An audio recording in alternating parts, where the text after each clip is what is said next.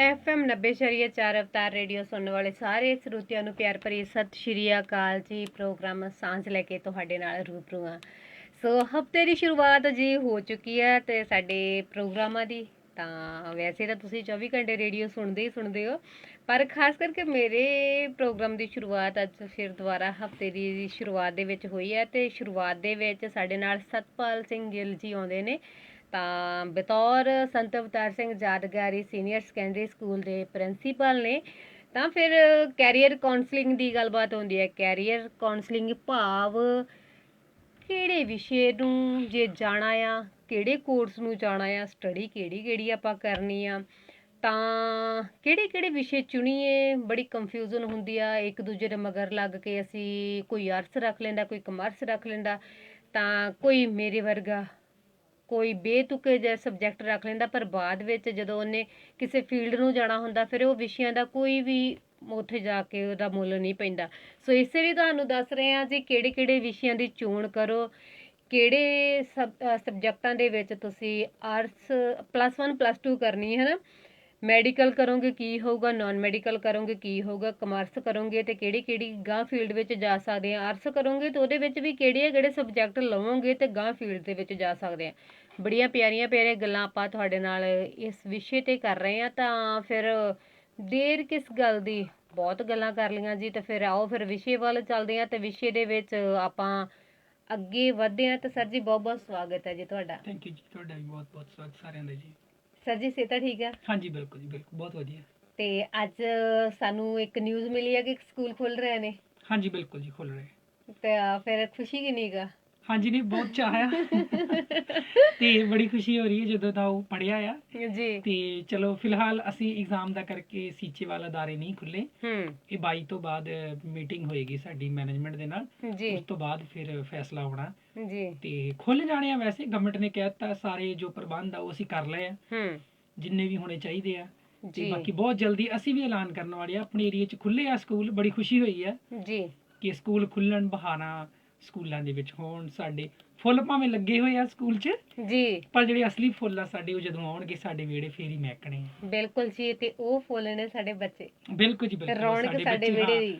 ਬੱਚੇ ਹਾਂ, ਗੀਤ ਵੀ ਹੈ ਇੱਕ, ਵਿਹੜੇ ਦੇ ਵਿੱਚ ਬੱਚੇ ਰੌਣਕ ਲਾਈ ਰੱਖਦੇ ਨੇ। ਵਿਹੜੇ ਦੀਆਂ ਰੌਣਕਾਂ ਬੱਚੇ ਹੁੰਦੇ ਆ ਜੀ। ਬਿਲਡਿੰਗ ਜਿਹੜੀ ਉਹ ਕੱਲਾ ਸਕੂਲ ਨਹੀਂ ਹੁੰਦਾ, ਤੇ ਘਰ ਵੀ ਜਿਹੜੀ ਬਿਲਡਿੰਗ ਉਹ ਘਰ ਨਹੀਂ ਹੁੰਦਾ ਕੱਲਾ, ਬੱਚਿਆਂ ਦੇ ਨਾਲ ਹੀ ਘਰ ਆ ਤੇ ਬੱਚਿਆਂ ਦੇ ਨਾਲ ਹੀ ਸਕੂਲ ਸੋਹਣੇ ਲੱਗਦੇ ਆ। ਬਿਲਕੁਲ ਜੀ। ਤੇ ਸਰ ਜੀ ਇਹ ਤਾਂ ਖੁਸ਼ੀ ਦੀ ਖਬਰ ਅਸੀਂ ਸਾਰਿਆਂ ਨੂੰ ਦਿੱਤੀ ਹੈ ਨਾ। ਤਾਂ ਨਾਲ ਦੀ ਨਾਲ ਆਪਾਂ ਕੋਰਸਾਂ ਦੀ ਗੱਲ ਕਰਦੇ ਹਾਂ ਨਾ, ਵੀ ਕਿਹੜੇ ਕੋਰਸ ਕਰੀ ਜਾਈਏ ਤੇ ਕੀ ਅੱਗੇ ਜਾਈਏ। ਸਰ ਜੀ ਇੱਕ ਸ਼ਬਦ ਆਉਂਦਾ ਆ NDA, ਹੈ ਨਾ। ਬਿਲਕੁਲ ਜੀ, NDA ਇਹ ਕੈਪੀਟਲ ਅੱਖਰ ਨੇ ਵੈਸੇ, ਹੈ ਨਾ। ਤਾਂ ਇਹਨੂੰ ਆਪਾਂ ਦੇਖੀਏ ਇਹ ਕਿਹੜੀ ਫੀਲਡ ਆ ਤੇ ਇਹਦੇ ਵਿੱਚ ਕਿਹੜੇ ਬੱਚੇ ਜਾ ਸਕਦੇ ਨੇ। ਆਪਾਂ ਇਸ ਵਿਸ਼ੇ ਤੇ ਸਾਰੀ ਗੱਲਬਾਤ ਕਰਾਂਗੇ। ਪਹਿਲਾਂ NDA ਹੈ ਕੀ ਆ, ਇਹਦੇ ਬਾਰੇ ਥੋੜਾ ਸੰਖੇਪ ਵਿੱਚ ਸਾਡੇ ਬੱਚਿਆਂ ਨੂੰ, ਸਾਡੇ ਸਰੋਤਿਆਂ ਨੂੰ, ਤਾਂ ਫੇਸਬੁੱਕ ਦੇ ਮਾਰਫਤ ਜਿਹੜੇ ਕਿ ਅਵਤਾਰ ਰੇਡੀਓ ਸੀਚੇਵਾਲ ਪੇਜ ਤੇ ਸਾਨੂੰ ਲਾਈਵ ਦੇਖ ਰਹੇ ਨੇ, ਤੇ ਉਹਨਾਂ ਨੂੰ ਕੀ। ਠੀਕ ਹੈ ਜੀ, ਹਨਾ। ਪਹਿਲੇ ਨੰਬਰ ਤੇ ਚਲੋ ਆਪਣਾ ਇਹ ਕਾਫੀ ਐਪੀਸੋਡ ਹੋ ਗਏ ਆ ਜੀ, ਠੀਕ ਹੈ। ਮੈਨੂੰ ਬੜੀ ਖੁਸ਼ੀ ਹੈ ਕਿ ਅੱਜ ਤੁਹਾਡਾ ਵਿਸ਼ਾ ਬਹੁਤ ਸੋਹਣਾ ਆ, ਠੀਕ ਹੈ। ਤੇ ਬੱਚਿਆਂ ਨੂੰ ਬਹੁਤ ਘੱਟ ਪਤਾ ਹੁੰਦਾ। ਮੈਂ ਨਾ ਇਹ ਜਿਹੜਾ ਇਹ ਤੁਹਾਡਾ ਵਿਸ਼ਾ, ਮੈਂ ਤਾਂ ਇਹਨੂੰ ਵਧੀਆ ਕਹਿ ਰਿਹਾ ਵਾਂ, ਜਦੋਂ ਨਾ ਅਸੀਂ ਆਮ ਕਲਾਸਾਂ ਦੇ ਵਿੱਚ ਪੁੱਛਦੇ ਆ ਬੱਚਿਆਂ ਨੂੰ, ਠੀਕ ਹੈ, ਜਾਂ ਜਦੋਂ ਆਪਾਂ ਛੋਟੇ ਹੁੰਦੇ ਸੀ ਕਿਤੇ ਫੌਜੀ ਲੰਘਦੇ ਸੀ ਨਾ, ਤਾਂ ਆਪਾਂ ਬਾਏ ਦਾ ਕਰਦੇ ਹੁੰਦੇ ਸੀ। ਬੜੀ ਖੁਸ਼ੀ ਹੁੰਦੀ, ਅੰਦਰੂਨੀ ਖੁਸ਼ੀ ਹੁੰਦੀ। ਵੈਸੇ ਜਿਹੜੇ ਫੌਜੀ ਹੁੰਦੇ ਉਹਨਾਂ ਦੀ ਲੁੱਕ ਬਹੁਤ ਸੋਹਣੀ ਹੁੰਦੀ ਹੈ, ਯੂਨੀਫਾਰਮ ਬਹੁਤ ਸੋਹਣੀ ਹੁੰਦੀ ਹੈ, ਤੇ ਉਹ ਸਾਰਾ ਕੁਝ ਮੈਂ ਤੁਹਾਨੂੰ ਦੱਸਦਾ ਕਿ ਕਿਉਂ ਹੁੰਦਾ ਹੈ ਨਾ। ਆਪਾਂ ਉੱਤੇ ਫਿਵਾਦ ਚ ਹੁੰਦੇ ਆ। ਇਹ ਆਪਾਂ ਵਿਸ਼ਾ ਮੈਂ ਤਾਂ ਵਧੀਆ ਕਹਿ ਰਿਹਾ ਕਿਉਂਕਿ ਜਦੋਂ ਬੱਚਿਆਂ ਨੂੰ ਪੁੱਛੀਏ ਨਾ, ਬੇਟਾ ਤੁਸੀਂ ਕੀ ਕਰਨਾ ਆ, ਉਹ ਕਹਿੰਦੇ ਸਰ ਅਸੀਂ ਨਾ ਫੌਜੀ ਬਣਨਾ। ਬਿਲਕੁਲ, ਹਨਾ। ਪਿੰਡਾਂ ਵਾਲੇ ਬੱਚਿਆਂ ਨੂੰ ਖਾਸ ਕਰਕੇ ਤੁਸੀਂ ਕੀ ਕਰਨਾ, ਉਹ ਕੀ ਕਹਿਣਗੇ, ਅਸੀਂ ਜੀ ਆਰਮੀ 'ਚ ਜਾਣਾ ਹੈ ਜੀ, ਫੌਜੀ ਬਣਨਾ ਜੀ, ਫੌਜੀ ਬਣਨਾ, ਸਿੱਧਾ ਹੀ ਸ਼ਬਦ ਹੁੰਦਾ, ਬਸ ਸਿੱਧਾ ਹੀ ਫੌਜੀ। ਲੇਕਿਨ ਉਹਨਾਂ ਨੂੰ ਇਹ ਨਹੀਂ ਪਤਾ ਕਿ ਅਸਲ ਦੇ ਵਿੱਚ ਅਸੀਂ ਜਿਹੜੇ ਵਧੀਆ ਰੈਂਕ ਆਰਮੀ ਦੇ ਵਿੱਚ ਆਫੀਸਰ ਰੈਂਕ ਹੁੰਦੇ ਆ, ਉਹਨਾਂ ਤੇ ਕਿਵੇਂ ਪਹੁੰਚਣਾ। ਤੇ ਹੁਣ ਤੁਸੀਂ ਪੁੱਛਿਆ ਵੀ NDA ਕੀ ਹੈ ਜੀ। ਹਾਂਜੀ, ਜਿਹੜਾ NDA ਆ ਇਹਦੀ ਫੁੱਲ ਫਾਰਮ ਹੈਗੀ ਆ ਅੰਗਰੇਜ਼ੀ ਦੇ ਵਿੱਚ ਨੈਸ਼ਨਲ ਡਿਫੈਂਸ ਅਕੈਡਮੀ ਜੀ, ਨੈਸ਼ਨਲ ਡਿਫੈਂਸ ਅਕੈਡਮੀ। ਹਾਂਜੀ ਜੀ। ਤੇ ਇਹ ਸਾਡੀ ਜਿਹੜੀ ਹਿੰਦੁਸਤਾਨ ਦੀ ਇੱਕ ਡਿਫੈਂਸ ਅਕੈਡਮੀ ਆ, ਜਿਹੜੀ ਅਕੈਡਮੀ ਆ, ਇਹ ਦੁਨੀਆ ਦੀ ਇੱਕ ਐਸੀ ਅਕੈਡਮੀ ਆ ਜੀ ਜਿਹਦੇ ਵਿੱਚ ਹਿੰਦੁਸਤਾਨ ਦੀਆਂ ਤਿੰਨੋਂ ਸੈਨਾਵਾਂ ਜਿਹੜੀਆਂ ਵਾ ਉਹਨਾਂ ਦੇ ਆਫੀਸਰ ਜਿਹੜੇ ਆ ਇਹ ਅਕੈਡਮੀ ਤਿਆਰ ਕਰਦੀ ਹੈ ਜੀ।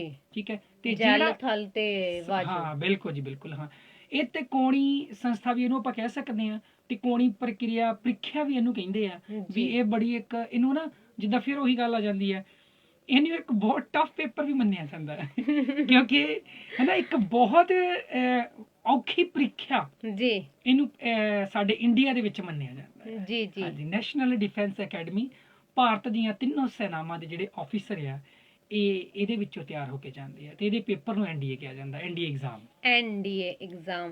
ਤਾਂ ਸਰ ਜੀ ਐਨਡੀਏ ਦੀ ਜਿਹੜੀ ਇਹ ਕਿਹੜੀ ਸੰਸਥਾ ਆ ਪੇਪਰ ਲੈਂਦੀ ਹੈ ਨਾ, ਫਿਰ ਨਾਲ ਦੀ ਨਾਲ ਕਿਹੜੀ ਲੈਂਗੁਏਜ 'ਚ ਹੁੰਦਾ, ਫਿਰ ਸਾਡੀ ਐਜੂਕੇਸ਼ਨ ਕੀ ਹੋਣੀ ਚਾਹੀਦੀ, ਸਾਡਾ ਸਰੀਰ ਦਾ ਢਾਂਚਾ ਕਿਵੇਂ ਦਾ ਹੋਣਾ ਚਾਹੀਦਾ, ਸਾਡਾ ਖੇਡਾਂ ਦੇ ਵਿੱਚ ਰੁਚੀ ਨੂੰ ਲੈ ਕੇ ਮਤਲਬ ਸਾਰੀਆਂ ਚੀਜ਼ਾਂ ਨੂੰ ਲੈ ਕੇ ਗੱਲ ਕਰਾਂਗੇ। ਪਹਿਲਾਂ ਤੇ ਇਹ ਸਵਾਲ ਬਣਦਾ ਹੈ ਕਿ ਜੇ ਅਸੀਂ ਇਸ ਬੰਨੇ ਨੂੰ ਜਾਣਾ ਸਾਡੀ ਸਟੱਡੀ ਕੀ ਹੋਣੀ ਚਾਹੀਦੀ ਹੈ। ਬਿਲਕੁਲ, ਹਾਂ ਦੇਖੋ ਜੀ, ਪਹਿਲੇ ਬਹੁਤ ਸੋਹਣਾ ਸਵਾਲ ਤੁਸੀਂ ਪੁੱਛਿਆ ਕਿ ਸਟੱਡੀ ਕੀ ਹੋਣੀ ਚਾਹੀਦੀ ਹੈ ਜੀ, ਹੈ ਨਾ। ਮੈਂ ਨਾ ਜਦੋਂ ਵੀ ਬੱਚਿਆਂ ਨਾਲ ਗੱਲ ਕਰਦਾ ਆ, ਮੋਸਟਲੀ ਇਹ ਨਾ ਜਿਹੜੇ ਸਰੀਰਕ ਸਿੱਖਿਆ ਵਾਲੇ ਬੱਚੇ ਹੁੰਦੇ ਆ ਜੀ, ਆਰਟਸ ਵਾਲੇ ਬੱਚੇ ਹੁੰਦੇ ਆ, ਉਹਨਾਂ ਦੇ ਮਾਈਂਡ ਵਿੱਚ ਇੱਕ ਕਨਸੈਪਟ ਹੁੰਦਾ ਆ ਕਿ ਅਸੀਂ ਤਾਂ ਜੀ ਫੌਜੀ ਬਣਨਾ। ਜਦੋਂ ਨਾ ਪਲੱਸ 1 2 ਚ ਬੱਚੇ ਆ ਜਾਂਦੇ ਆ, ਫਿਰ ਉਹਨਾਂ ਨੂੰ ਪਤਾ ਲੱਗ ਜਾਂਦਾ ਹੁੰਦਾ ਵੀ ਅਸੀਂ ਭਰਤੀ ਦੇਖਣ ਜਾਣਾ। ਉਹ ਬੱਚੇ ਬਸ ਇਦਾਂ ਹੀ ਕਹਿੰਦੇ ਆ, ਉਹ ਉਮਰ ਦੇਖ ਲੈਂਦੇ ਅਸੀਂ ਜੀ ਭਰਤੀ ਵੇਖਣੀ ਆ। ਲੇਕਿਨ ਉਹਨਾਂ ਨੂੰ ਇਹ ਨਹੀਂ ਪਤਾ ਹੁੰਦਾ ਕਿ ਜਿਹੜੇ ਆਫੀਸਰ ਹੁੰਦੇ ਆ ਉਹ ਕਿੱਦਾਂ ਬਣਨਾ ਆ, ਹੈਨਾ। ਸਿਰਫ ਉਹਨਾਂ ਨੂੰ ਵਿਚਾਰਿਆਂ ਨੂੰ ਇਹੀ ਪਤਾ ਕਿ ਅਸੀਂ ਭਰਤੀ ਵੇਖਣ ਜਾਣਾ ਹੈ। ਠੀਕ ਹੈ, ਹੁਣ ਤੁਸੀਂ ਗੱਲ ਕੀਤੀ ਨੌਕਰੀਆਂ ਨਿਕਲੀਆਂ ਨੇ, ਮਤਲਬ ਤੁਸੀਂ ਪੇਪਰ ਭਰ ਦਿਓ ਆਪਣੇ। ਹੁਣ ਤੁਹਾਡਾ ਸਵਾਲ ਕੀ ਸੀਗਾ ਵੀ ਇਹ ਪੇਪਰ ਕਿਹੜੀ ਨਹੀਂ ਅੱਛਾ ਯੋਗਿਤਾ ਸਟੱਡੀ ਕਿਹੜੀ ਹੁੰਦੀ। ਪਹਿਲੇ ਨੰਬਰ ਤੇ ਇਹ ਹੈ ਜੀ, ਅਗਰ ਕਿਸੇ ਬੱਚੇ ਨੇ ਐਨਡੀਏ ਦਾ ਐਗਜ਼ਾਮ ਕਲੀਅਰ ਕਰਨਾ, ਬੱਚਾ ਉਹ ਐਨਡੀਏ ਦੇ ਵਿੱਚ ਜਾਣਾ ਚਾਹੁੰਦਾ, ਆਰਮੀ ਦੇ ਵਿੱਚ ਵੱਡਾ ਆਫੀਸਰ ਬਣਨਾ ਚਾਹੁੰਦਾ, ਤੇ ਉਹਨੂੰ ਮੇਰੇ ਹਿਸਾਬ ਦੇ ਨਾਲ ਉਹ ਬੱਚਾ ਸਾਇੰਸ ਫੀਲਡ ਵਾਲਾ ਹੋਵੇ ਤਾਂ ਜ਼ਿਆਦਾ ਬੈਟਰ ਹੈ ਜੀ। ਠੀਕ ਹੈ, ਨਾਨ ਮੈਡੀਕਲ ਜਿਹਦੇ ਵਿੱਚ ਮਸਟ ਮੋਰ ਇੰਪੋਰਟੈਂਟ ਮੈਥਮੈਟਿਕਸ ਜੀ। ਜਿਸ ਬੰਦੇ ਨੇ ਐਨਡੀਏ ਦਾ ਐਗਜ਼ਾਮ ਕਲੀਅਰ ਕਰਨਾ ਆ, ਉਸ ਬੰਦੇ ਦਾ ਮੈਥ ਬੜਾ ਸਟਰੋਂਗ ਹੋਣਾ ਚਾਹੀਦਾ ਜੀ। ਠੀਕ ਹੈ, ਇਹ ਗੱਲ ਨਹੀਂ ਹੈਗੀ। ਬਸ ਫਰਕ ਇੰਨਾ ਕੀ ਆ ਕਿ ਅਗਰ ਉਹ ਬੰਦਾ ਸਾਇੰਸ ਵਾਲਾ ਆ, ਬੱਚਾ ਕੋਈ ਸਾਇੰਸ ਵਾਲਾ ਆ, ਤੇ ਉਹ ਬੱਚਾ ਨੇਵੀ ਤੇ 에ਅਰ ਫੋਰਸ ਜਿਹੜੀ ਆ ਉਹਦੇ ਚ ਜਾ ਸਕਦਾ ਆ।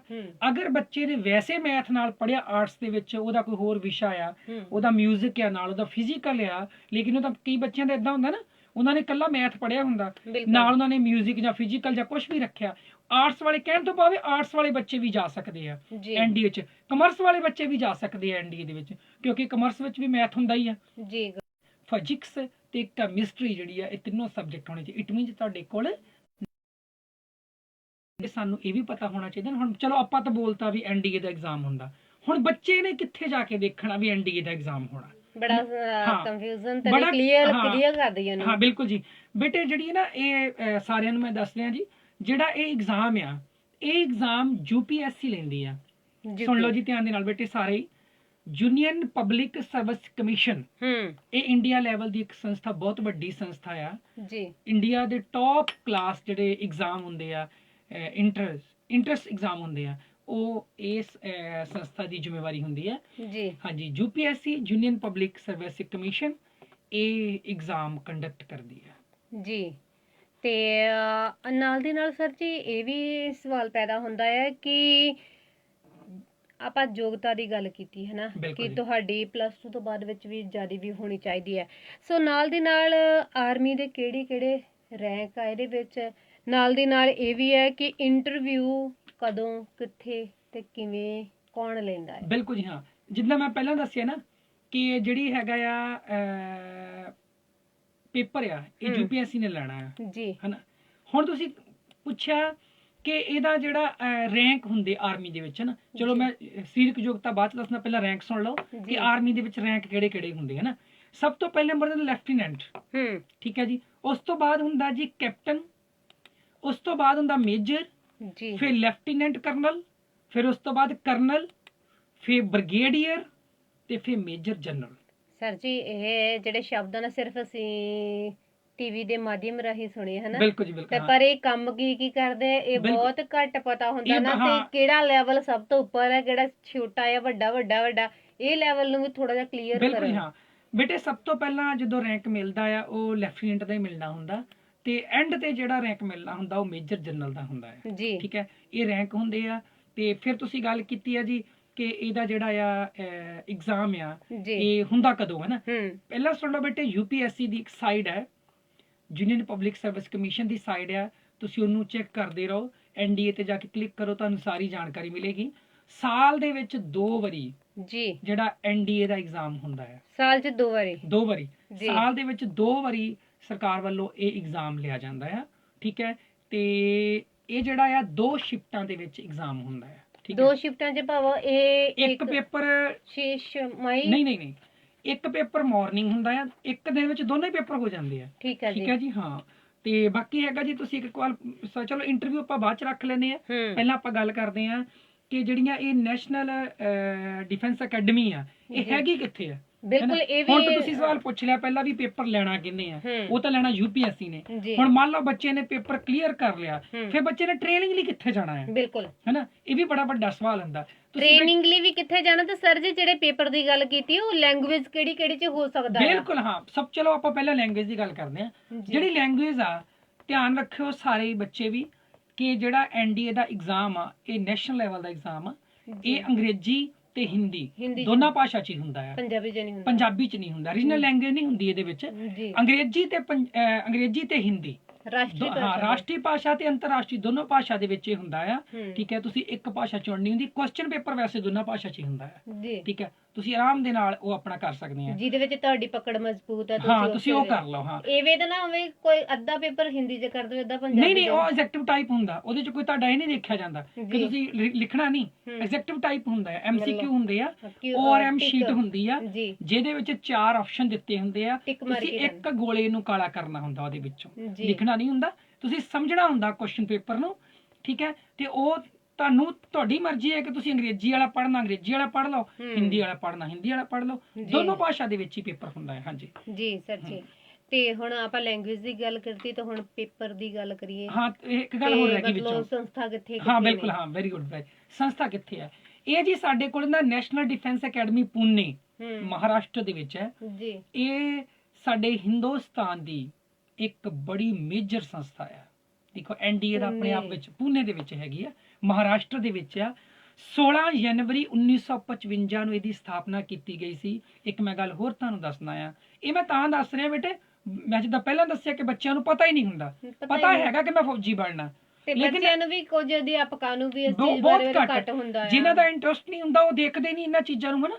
ਇਹ ਲਗਭਗ 7015 ਏਕੜ ਦੇ ਵਿੱਚ ਫੈਲੀ ਹੋਈ ਸੰਸਥਾ। ਦੇਖੋ, ਇੰਨੀ ਵੱਡੀ 7015 ਏਕੜ ਦੇ ਵਿੱਚ ਇਹ ਫੈਲੀ ਹੋਈ ਹੈ, ਜਿਹਦੇ ਵਿੱਚ ਬਹੁਤ ਹੀ ਵੱਡੇ ਵੱਡੇ football ground, polo ground, stadium, ਕਹਿਣ ਤੋਂ ਭਾਵ ਕਿ ਦੇਖ ਲਓ ਵੀ ਏਰੀਆ ਕਿੰਨਾ ਵੱਡਾ ਹੈ। ਏਰੀਆ ਵੀ ਤੇ ਬਾਅਦ ਵਿੱਚ ਉੱਥੇ ਰਹਿائش ਦੇ ਲਈ ਬਿਲਕੁਲ ਬਿਲਕੁਲ ਬਿਲਕੁਲ ਇਹਦੇ ਵਿੱਚ ਇਕੱਲੇ ਮੁੰਡੇ ਹੋਣਗੇ, ਕੁੜੀਆਂ ਨਹੀਂ ਹੋਣਗੀਆਂ। ਬਿਲਕੁਲ ਜੀ ਬਿਲਕੁਲ। ਨਾ ਮੈਂ ਹੁਣ ਇੱਕ ਤੁਹਾਨੂੰ ਹੋਰ ਗੱਲ ਦੱਸਦਾ, ਬੜਾ ਸੋਹਣਾ ਤੁਸੀਂ ਕੁਐਸਚਨ ਕੀਤਾ।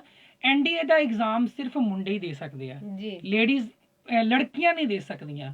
ਇਨ ਕੇਸ ਇਹ ਜਿਹੜਾ ਗੱਲਬਾਤ ਚੱਲ ਰਹੀ ਹੈ, ਉਮਰ ਨੂੰ ਵੀ ਆਪਾਂ ਹਾਂਜੀ ਬਿਲਕੁਲ ਬਿਲਕੁਲ ਜੀ ਬਿਲਕੁਲ। ਹਾਂ, ਪਹਿਲਾਂ ਮੈਂ ਦੱਸ ਦਿਆਂ ਕਿ ਇਹਦੇ ਵਿੱਚ ਫਿਲਹਾਲ ਅੱਜ ਦੀ ਡੇਟ ਤੱਕ ਕੱਲ ਨੂੰ ਬਦਲ ਵੀ ਸਕਦੀ ਹੈ ਚੀਜ਼।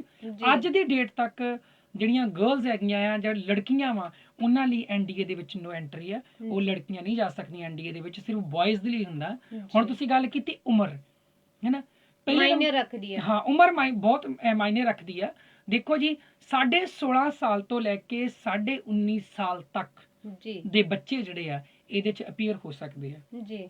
ਹਾਂਜੀ, ਨਾਲ ਹੀ ਮੈਂ ਇੱਕ ਚੀਜ਼ ਹੋਰ ਦੱਸ ਦਵਾਂ ਕਿ ਤੁਸੀਂ ਅਨਮੈਰਿਡ ਹੋਣੇ ਚਾਹੀਦੇ ਅੱਜ ਦੀ ਡੇਟ ਵਿੱਚ। ਅੱਜ ਦੀ ਡੇਟ ਵਿੱਚ ਇਹ ਫੈਸਲਾ ਆਇਆ ਕਿ ਤੁਸੀਂ ਅਨਮੈਰਿਡ ਹੋਣੇ ਚਾਹੀਦੇ ਆ, ਤੁਸੀਂ ਵਿਆਹੇ ਨਹੀਂ ਹੋਣੇ ਚਾਹੀਦੇ।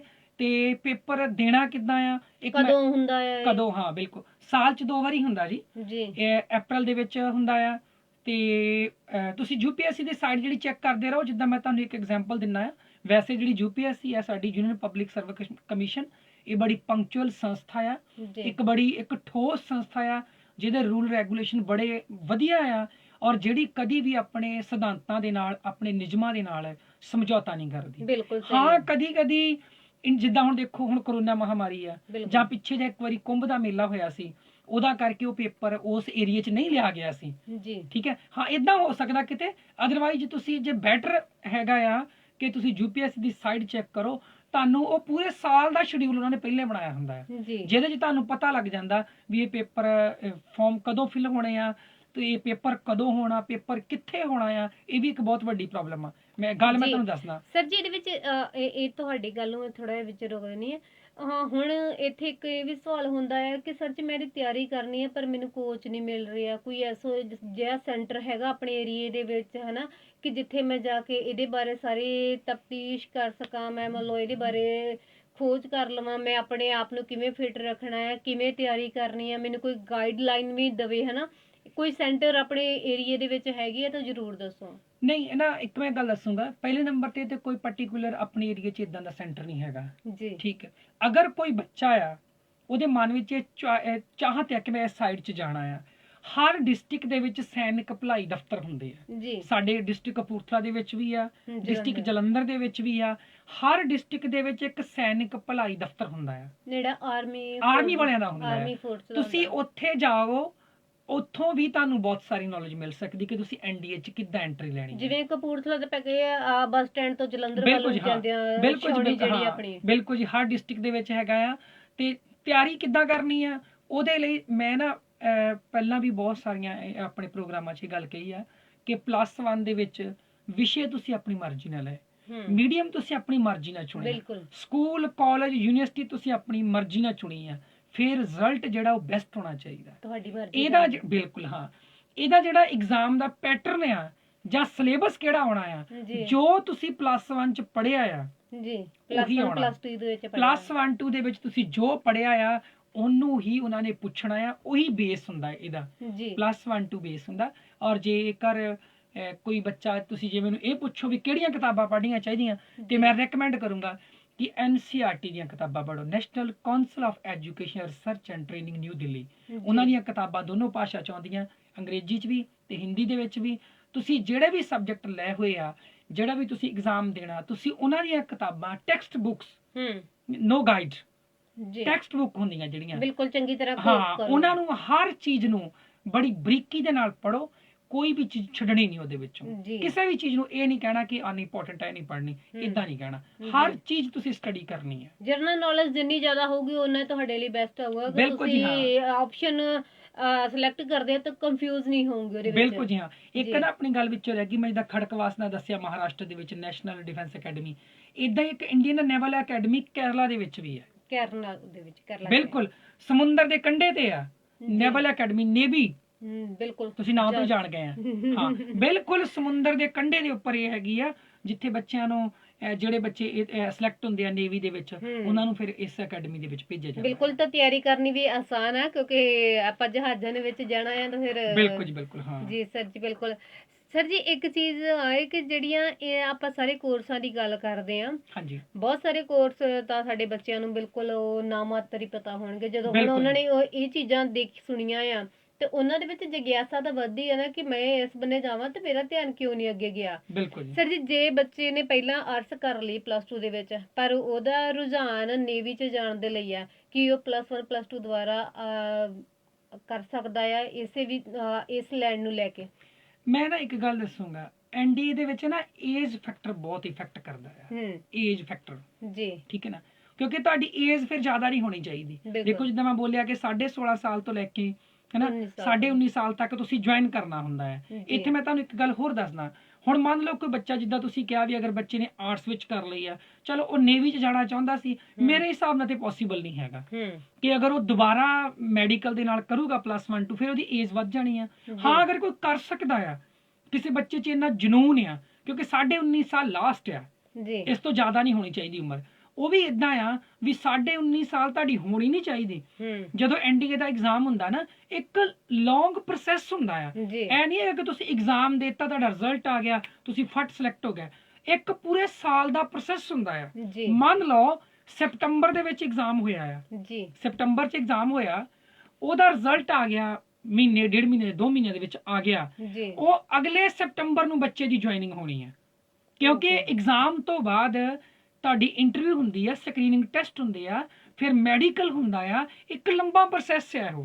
ਤੁਸੀਂ ਹੁਣ ਹੈਰਾਨ ਹੋ ਜਾਓਗੇ ਕਿ ਇਹਨਾਂ ਦੀ ਇੰਟਰਵਿਊ ਪ੍ਰੋਸੈਸ ਜਿਹੜਾ ਹੁੰਦਾ ਨਾ 5 ਦਿਨ ਦਾ ਹੁੰਦਾ ਹੈ ਜੀ, ਉਹ ਵੀ ਇੱਕ ਆਰਮੀ ਦੇ ਕੈਂਪ ਦੇ ਵਿੱਚ ਹੁੰਦਾ ਹੈ ਜੀ, ਠੀਕ ਹੈ।